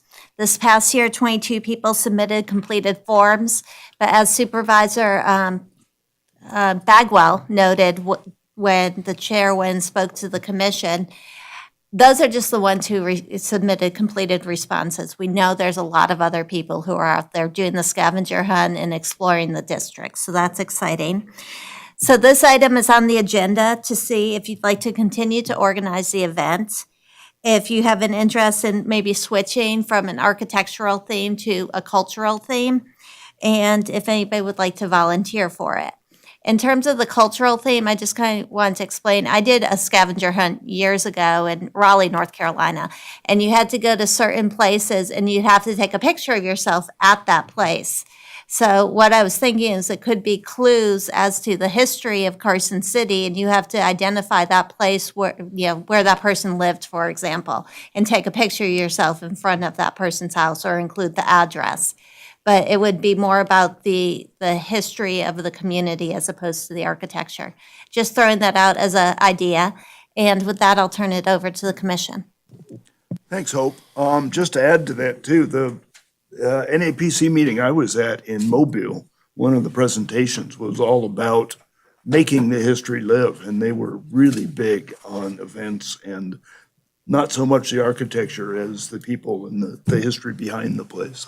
I think that's something neat to look at. Maybe we can alternate every year with architecture and the cultural aspects. So, any commission member questions, comments? Suggestions? I have a question. Does the scavenger hunt have to be in the historic district? Because we're, giving awards to buildings on Rice Street, and is it better off having it in the district? No, we've done it in the district because we always called attention to the district, and by having a tight geographic area. Well, yeah, that was the other point, the tightness. As a matter of fact, when we did the kids one, we only did a portion of what the adults would do, because they have to walk, all this stuff. So you got to think about that, how we're going to get there. Yeah, and theoretically, we could do 2 levels again, where we do one that's more confined to the west side or the downtown core, and then expand out for So I another one. have a question for Hope. So in the one with the cultural, when they take pictures in front of, like a selfie or something in front of how many, do they submit as many as they can? Do we have like a limit of 10, and then whoever submits all 10 gets the have it? Yeah, that how it's submitted? this one was a bit more involved, and what they had to do was for the people who were able to complete the scavenger hunt, they did drawing, similar to what we do, and there were 4 awards. Basically, first place, second place, third place, fourth place. Is that the question, or is the question how many sites are there? Okay, in terms of how many sites there are, I think that's something the commission could decide. Like, I'm thinking about the Children's Museum. I remember reading that survey information about the Children's Museum, and wasn't that like City Hall or a county building or a courthouse or something? So, what was Armory? Okay, so I mean, just sort of things like that to sort of look at what was this building's historical use, and now it's an adaptive reuse.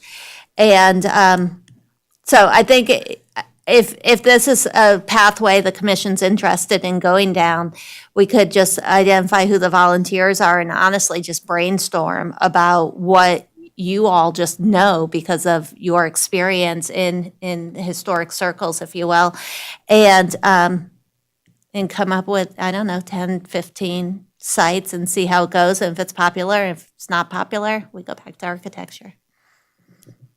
Is it something when you do the cultural aspect that they're going to have to go home and research and then figure out where the things are and go home? Because the Civic Auditorium the city manager's office was upstairs, and WNC started in the basement, and stuff like that. And we've got, the train depot and the Capitol and Orion Clemens' house. There's a whole lot of different things. The Frank Norcross's house. That'd be kind of something interesting to really. But how many people are really going to want to do research? I mean, it's like the people I see out on the street have their Pokemon thing out with their phone, and maybe they could research on their phones too. Right. I think you guys give them the facts, and then they have to figure out where that historical fact occurred, is kind of how I would visualize it. Could we just, that was my mistake. I said Armory. It was the auditorium. Begins with an A. Could we give facts and then also include some sort of, element from the building? Because I really do like drawing their attention to the building. Just my thought, especially windows, since trying to help people understand how to read them. Yeah, I think we could do that. I mean, what comes to mind is there's a number of places, of sites that are recognized, Corbett Fitzsimmons fight location, things like that. This is a neat way to integrate events and other things. I mean, we could talk about Abe Curry, but we don't have to point them to the Curry house. You could point to other things that he did. So I think there's a neat way to combine architecture and history into this year's scavenger hunt. So the hard part, who wants to volunteer?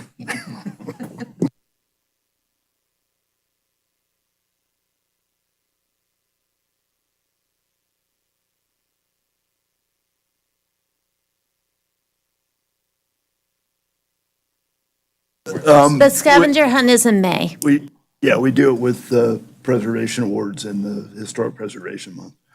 So basically by mid-April, we should have something. And I don't think we need 25 sites. I think we can, if we sat down and just brainstormed, I think we can come up with maybe 12 to 15 that work. And it's a drawing. We'll see how it works first year, and then we can expand.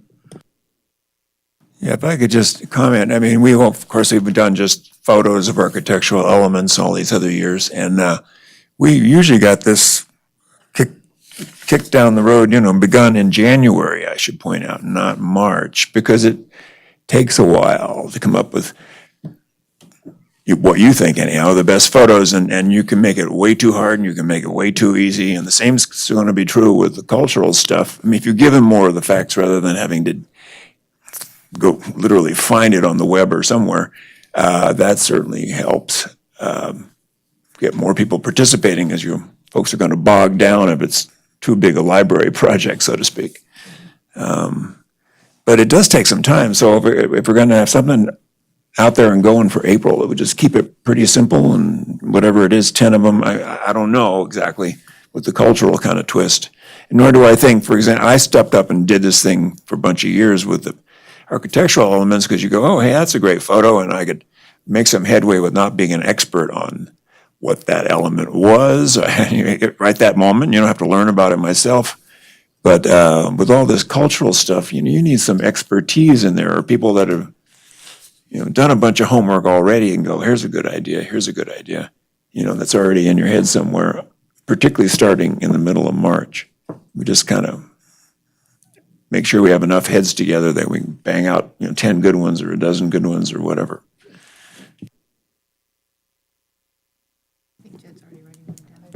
Yeah, so Jed's volunteering No, I'm not volunteering. with your left hand, I see it.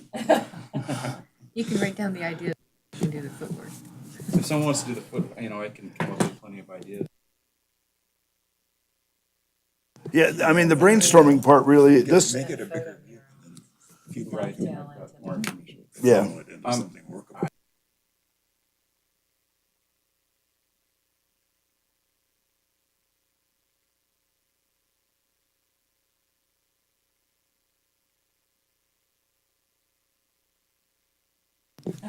It could be things like, Peter Kavanaugh, who was he and what did he build? we don't need to discuss where we're going. Okay. I'd be happy to help with you guys too. So I think we've got three, and I think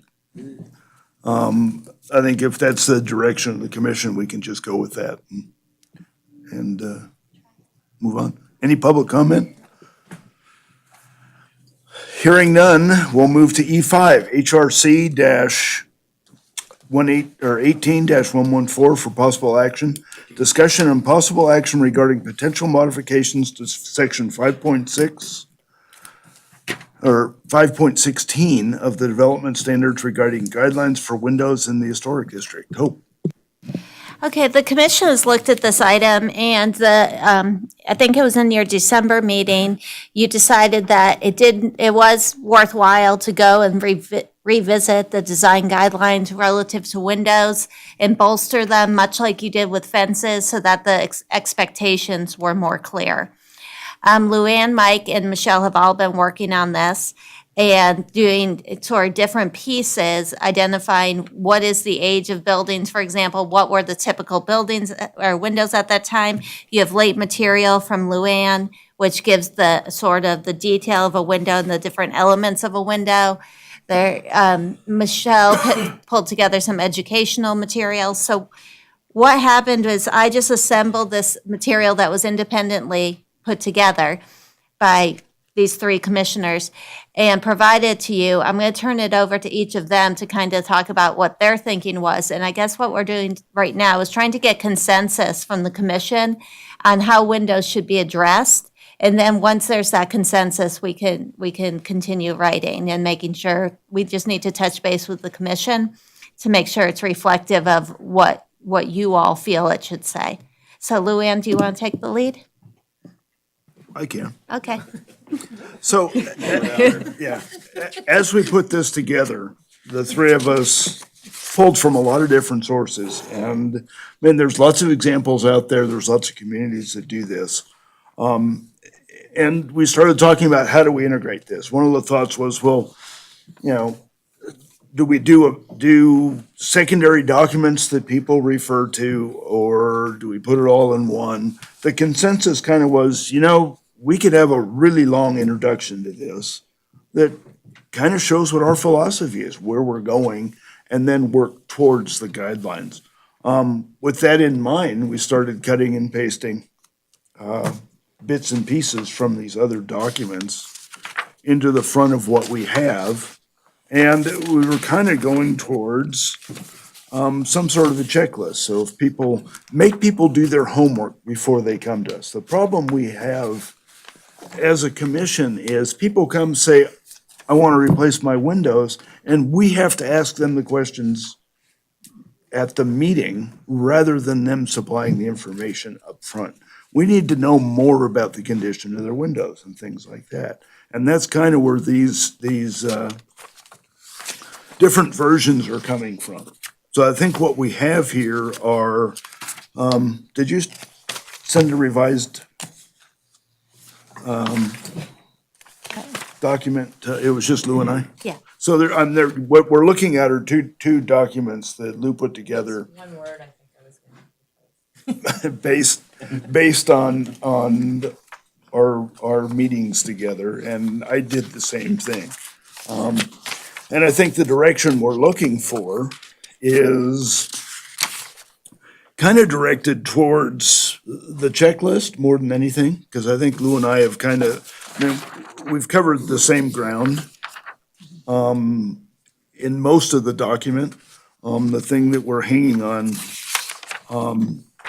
it's kind of the decision tree and the documentation of existing conditions, so. So we took a look at other commissions and other materials and then tried to integrate it, because other places, we were thinking about a separate window brochure. Somebody said I wanted to replace a window, then we hand them this, and then if they wanted to do wholesale replacement or whole-scale replacement, we were gonna request that they do a window survey so they could show us the condition. They would have to identify the condition of each window and why it needs to be replaced instead of repaired. And then we had the questions to help them understand about why they should repair their windows. And then all of that's kind of what you're looking at. All of that is now, we decided at the meeting, we need just to integrate this so it's in one place, so everybody understands what we're looking for. And Yeah, so the importance of the windows, the original windows, what replacement windows can and cannot do for you, and then reasons, some background on windows, just trying to give people information because people that have, homeowners that don't have any idea that you can replace or repair a wood window, that's new information when they sit down at the table in front of us and at meetings, and that's not the right time to learn that. So we're just trying to provide that background when they read through when they come to Hope with a project, have this background that they have to read through.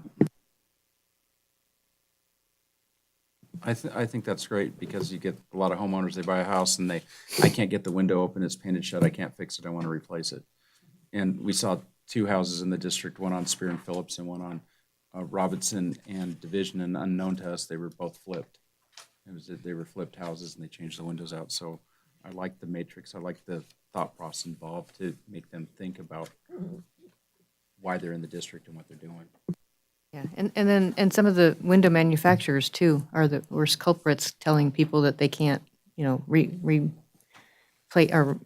refurbish a window, they have to replace it and things like that. So they're getting bad information that hopefully this will alleviate that problem. Or plus just overly pushing double pane, or goodness knows, sometimes even triple pane. And when in fact you can work with single pane, you can still work with the old piece of glass if you know what to do. So you need to keep that on the table. So, how would the commission like us to approach the questionnaire? One extreme is you better go out and hire an architectural historian and have them evaluate your windows and come up with a plan. The other is, can we make this simple and make it so the homeowner can do it? Or is there some kind of a hybrid where a couple commission members have to go out and review the project before it gets to us and work with the homeowners? Isn't that latter idea the one we like to do? You go out there and kick things around and get it a little more straight before they even show up at the meeting. Whatever the issue is, you've been willing to meet with people, go over stuff and options and so on and so forth. So this is just an extension to that in a way, I think. You don't need a world-renowned expert on windows necessarily to make some headway. Yeah, I can see, Ben's finger isn't on there. What we want to avoid is any kind of resolution when we do that. It's got to be really subjective. It's got to be looking at the condition. making sure that we're giving the property owner some options and not in any way making it look like that, if you do it this way, the commission's going to approve you and you're good to go. So, I mean, that's the one caution with that. One of the problems I find in addressing this stuff when things come to me is the things that are always gray areas between the lines, such as a facade that's had half the windows already replaced, but you still have half of the original windows in the facade. How do you address that as far as a renovation or a remodel? Things like individual panes of the wavy glass, the bottle glass. Maybe you have 4 original panes, but 8 of them have been replaced with modern glass. How do you address that? Those are the kind of things that can drive the homeowner nuts as far as making a decision. And then coming to us, it's always, they don't know. They don't know which way to go. And it's, Is it going to be based on renovation or restoration or both? Because in my mind, renovation's a lot different than restoration in some aspects. I mean, Bentley did a renovation and put the true divided light windows that are brand new in his facility, but he also restored the outside of the building and saved that. I mean,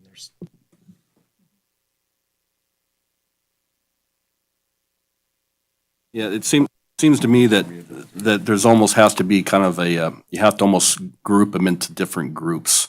If you're going to come in and do a restoration and repair and replace items that are there, as opposed to repairing something that is, like you said, you buy a house and it's painted over and it's rotted. There has to be there's a different levels, I think, of this that come up. Restoration, like I was just mentioning, and the biggest one for me is always that when you have different things going on in the same facade, how do you deal with that? And then another part that always is open, I'm not sure if we address with other materials, is what about we've required people to hang on to items that they've taken out because of renovation. And how do we handle that as far as offering up to other neighbors that may need parts or pieces or a matching window? Or in the case of the last gentleman, the wire fence materials, is that something where the city would have something of storage for someone that would donate that to the city to have as resource, that the community could come and say, do you have any extra sashes that I might need that might be the right size, things like that. I don't know if that's ever been part of this kind of thing. The windows are one of the biggest ones that happens to. Yeah, one of the other things to consider is how do we want to deal with secondary elevations? Do we want to allow replacement windows on secondary just because the homeowner wants to do it, or do we look at a whole? And that's something we're going to have to put in this document, because we'll have to be clear. I mean, I think in the vinyl fence, or with the fence revisions, we were clear about primary facades and things like that. We need to kind of, there's 2 approaches there. It's, the building is the building, and it really doesn't matter if it's primary. If you have a significant structure, you try to save all the windows that you can and all of the original. So it's just something we're going to want to discuss in this, and we need to start thinking about it so we can get it in there. Would part of the discussion, because we look at it like solar, just looking at the front facade, but like my house is on a corner. So are we looking at just the front facade or the front and the side because it's on a corner? I think that's something that should be considered. Street visible, Yeah.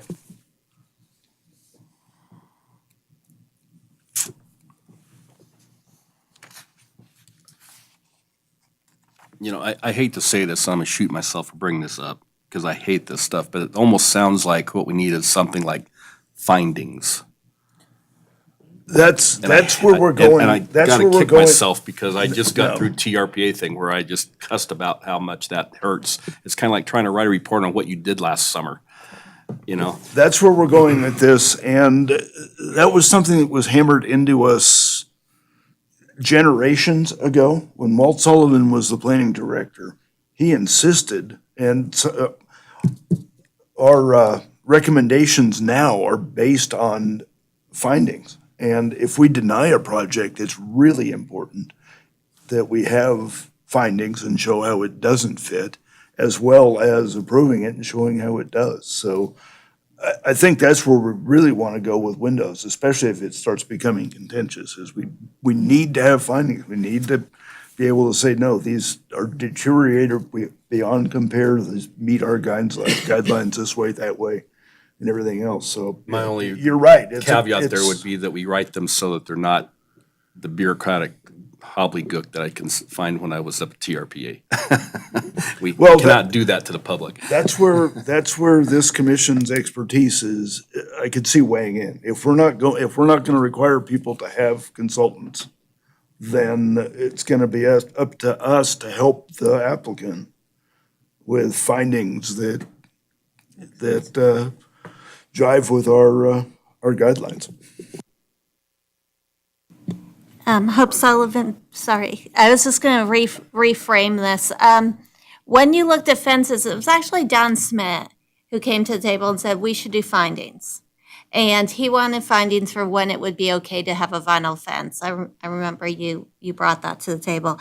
And I think that's worked really well, because people have had to come in and look at each of these items, and in the drafts you have, they're posed as questions. And I think the chair just asked the question, well, how about the secondary elevation? Is that going to be okay, or does it have to be a primary elevation? And right now, what the guidelines say is that the original windows will be retained and repaired when at all possible. When replacements are necessary, a window of duplicate design shall be used. What the commission's been struggling with is every single time you don't see it when they're just repairing the existing, right? You see it when they want to change out the windows, and you've been struggling. And it's hard because the homeowner doesn't understand that, no, we really want you to retain those windows, and it just creates some friction. So I think the goal is to make sure the design guidelines are really, really clear. So what's real important is for this commission to articulate what are those circumstances when it is okay. Like, for example, if it's a rear elevation, is that okay to change out the windows and you don't have to retain? And that has to be articulated. And then I think, as you're saying, Commissioner Darney, it can get crafted into findings so that you're memorializing what you're saying. Now, the other piece, which Michelle and Luann have just sort of chimed in on, is that the idea of the education piece and kind of clarifying you can repair these windows. Even though the window sales guy will tell you you can't, you can. And here are the energy efficiency issues, and kind of including an educational component to sort of justify where the commission may land on this. So I just wanted to reframe that slightly, because right now I wouldn't get bogged down in words. I'd get bogged down in what's okay and what's not. Well, just from what you just said, it becomes kind of clear to me what the major problem is. It's the arbitrariness of the wording of any of this. When it comes to, you should maintain and repair the windows when of all possible. Well, who's to judge when that is all possible? Where is that line, and how do you dictate that? And there's almost impossible. So as opposed to the building code, which is simple and clear and fixed, where a stair has to have 11-inch tread and a 7-inch rise, and that's, there's no arbitrariness to it. That's where we always stumble, is how do we, it's almost, there's a lot of case-by-case basis I see here, because every project's different, but still, someone could get caught up in that, and it's not good for us. Can I ask a question? What was the purpose of this? Just to put into the, into the guidelines, the parts to a window, so when we were talking about the sash and the buttons, and that people would know what it meant. Well, I'm not trying to, if we're going to do something like this, I have a couple comments about this. The double glazing that's shown here, the storm windows that we showed on the outside when we talked to the lady on, was it Curry Street, who we said, geez, we'd really like to see you put those on the inside so we're not covering up the window. I think it kind of starts with some of the stuff like that we're going to use that contradicts what we're trying to accomplish. The other thing is, and I have a couple other comments, and I keep going back to this one. I love the idea of findings, because findings not only help out staff, but when somebody has to sit down and fill out the findings, it makes them think beyond just taking that window out and throwing it away. They're coming up the findings, and then it educates them before they show up here. My other two, or one, I still don't know how it seems like we deal with an awful lot of things, like Ron Kipp today, the fence is up, and we have to deal with it. The lady on Minnesota, the vinyl fence is up, and she put what was next door. We made her take hers down, but the guy next door, he got to keep his. We had the lady on Curry Street. We told her no to a window that a year before, we told the very, very same window, we told the guy he could put across the street, and those windows are in. So consistency with us. And then, of course, my last one, which I gripe about more than anything, is I don't have to have a permit to do a lot of this. So the notification and the awareness of people, when they make these changes, they don't know, and then they show up here. I can go through that district, and I can point out a multitude of vinyl windows that have been replaced in old houses. You know, do we go back to those people and go, oh, you can't do that? You know, there's got to be some way that we can make our lives a lot easier. I hate it when people like Ron, or, as I said, my very first day on this was the little lady from San Jose that we had her come back over a period of a year that replaced some old steel windows. And we said, you can't do that. She didn't have to have a permit. She replaced them all. And then ultimately, we got her with some people that could help. But we have to have better consistency. We have better notification to people within the district. And then our guidelines have to be based upon a reasonable window replacement. And then we have to have findings that these people can do their checklist, and then they can write their little paragraph of why they should be able to use what they're doing. And maybe in the process, educating themselves that I'm going to fix this window.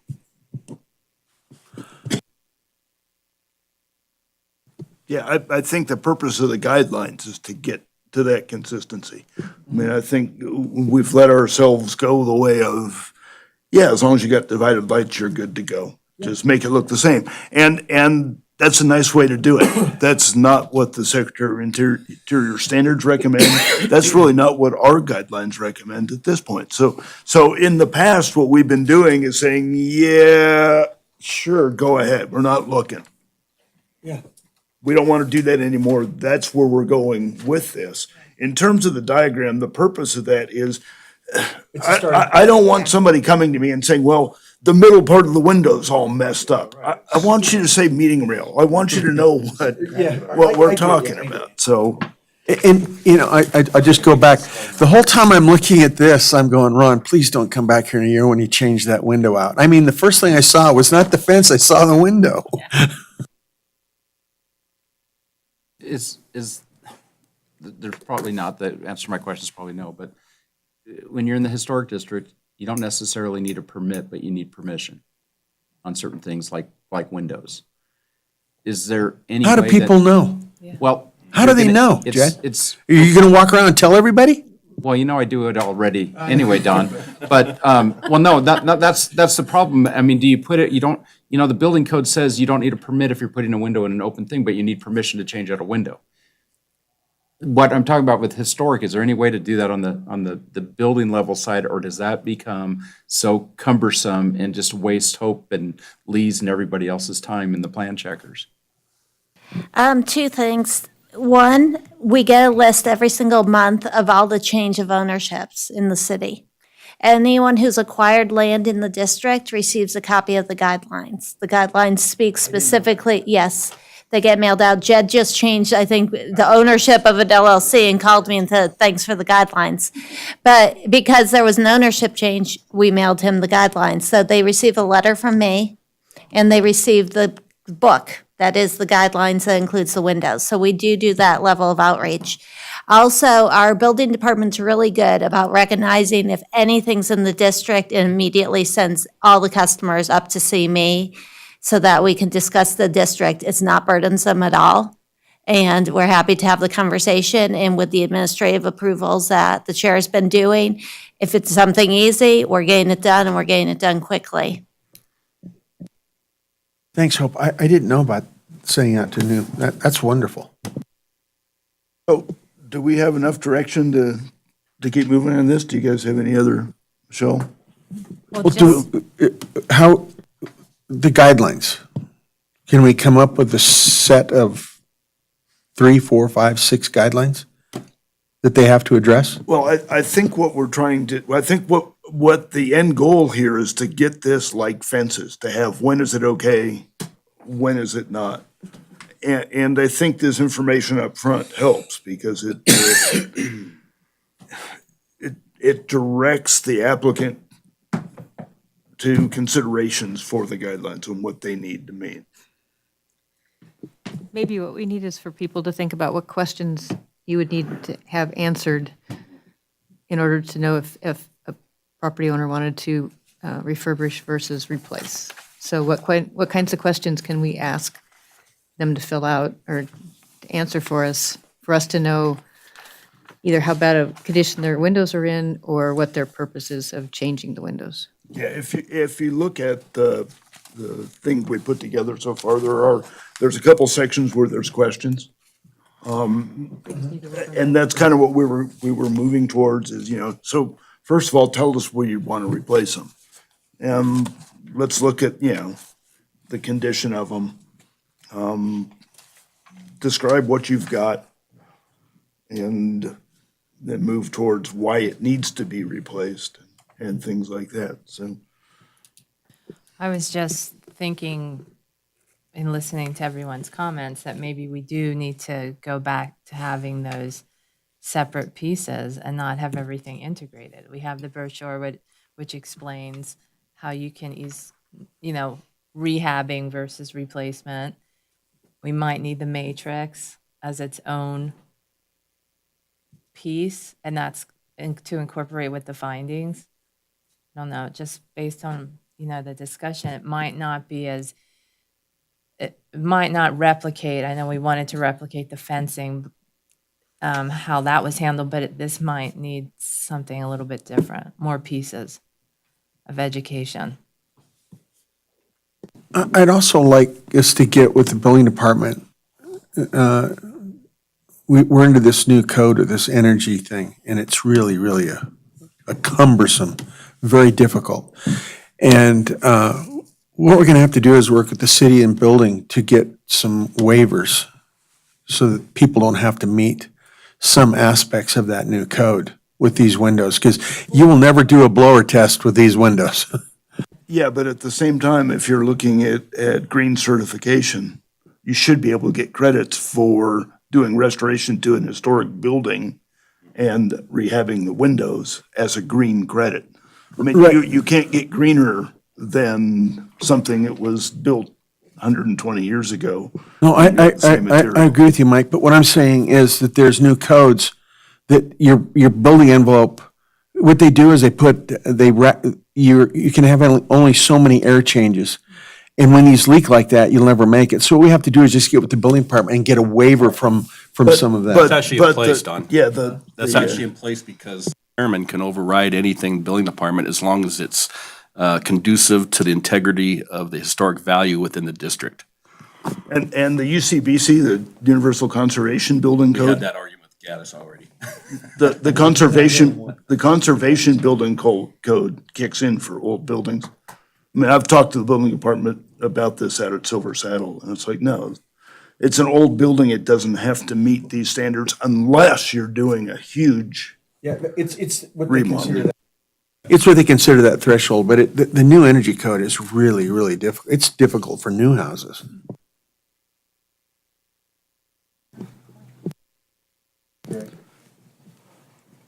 So do we have enough direction? I'm not seeing, I'm not even gonna try to set a timeline on this yet, because I think, if we work on this all year and next year come back to the board with something that's close, I think we've got it, so. Any other comments, questions? I'm just sure glad you're working on it. Thank you. Is there any public comment on this item? Hearing none, we'll move to F, staff reports. I do not have a staff report for this meeting. Do you have any idea how many administrative approvals we've done since January? I think just about 3. It's been a small number. Okay. that's something I kind of like to have every meeting is just a list so that the commission members know what's going on. Can I ask a related question, not necessarily a specific one, maybe for you two? Is there anything have you looked into, when you're looking at other jurisdictions and their historic districts and their rules and guidelines, how do they handle the things like we just encountered where somebody builds something already and now you have to go back and either repair it, replace it, fix it, or get rid of it? How is that handled in other, have you seen any of that in your lookings? Jim, have you seen any?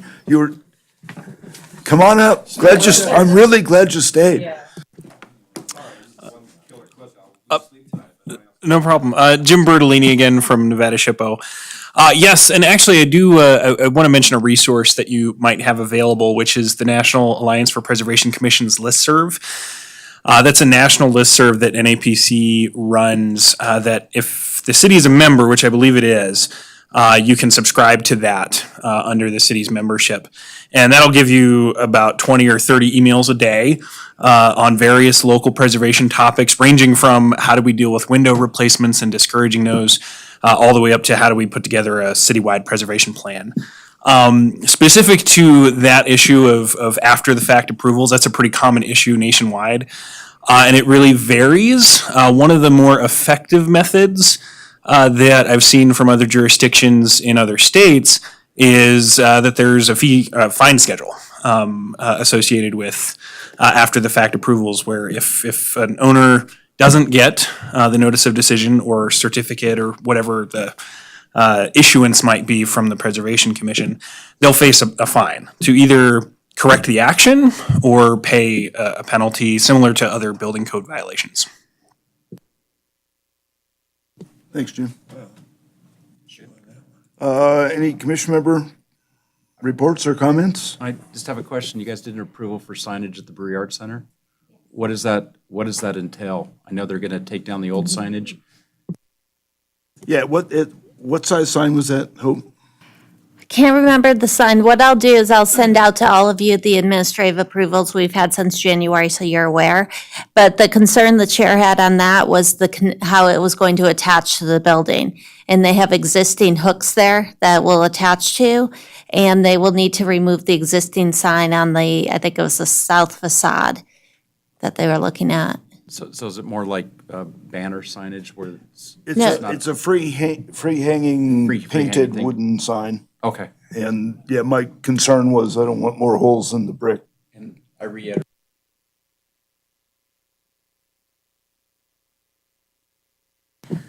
Future agenda items. Probably keep windows. We can keep windows on and just do any updates, I guess.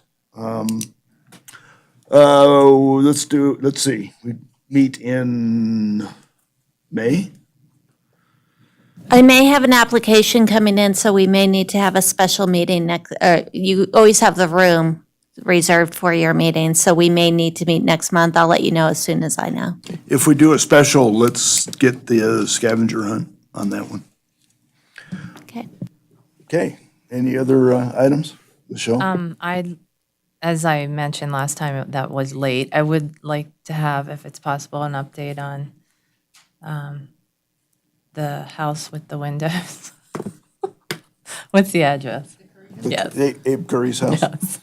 We We don't want to give away anything. though, That so- is the item that may come in. Okay, In which great. case, we'd have a meeting on it next month. And then down the road, I would like a presentation or just an introduction to the new tourism director and understanding his vision for Carson City and where history plays into that. Be great. Anything else? G, public comments. Members of the public who wish to address the commission may approach the podium at this time to speak on matters relevant to or within the authority of the Historic Resources Commission, including any matter that's not specifically included on the agenda as an action item. No action may be taken on the matter raised under this public comment portion of the agenda. Is there any public comment? Hearing none, I'll entertain a motion for adjournment. So moved. Second? Second? Any questions? All in favor? Aye. We're adjourned. Thank you.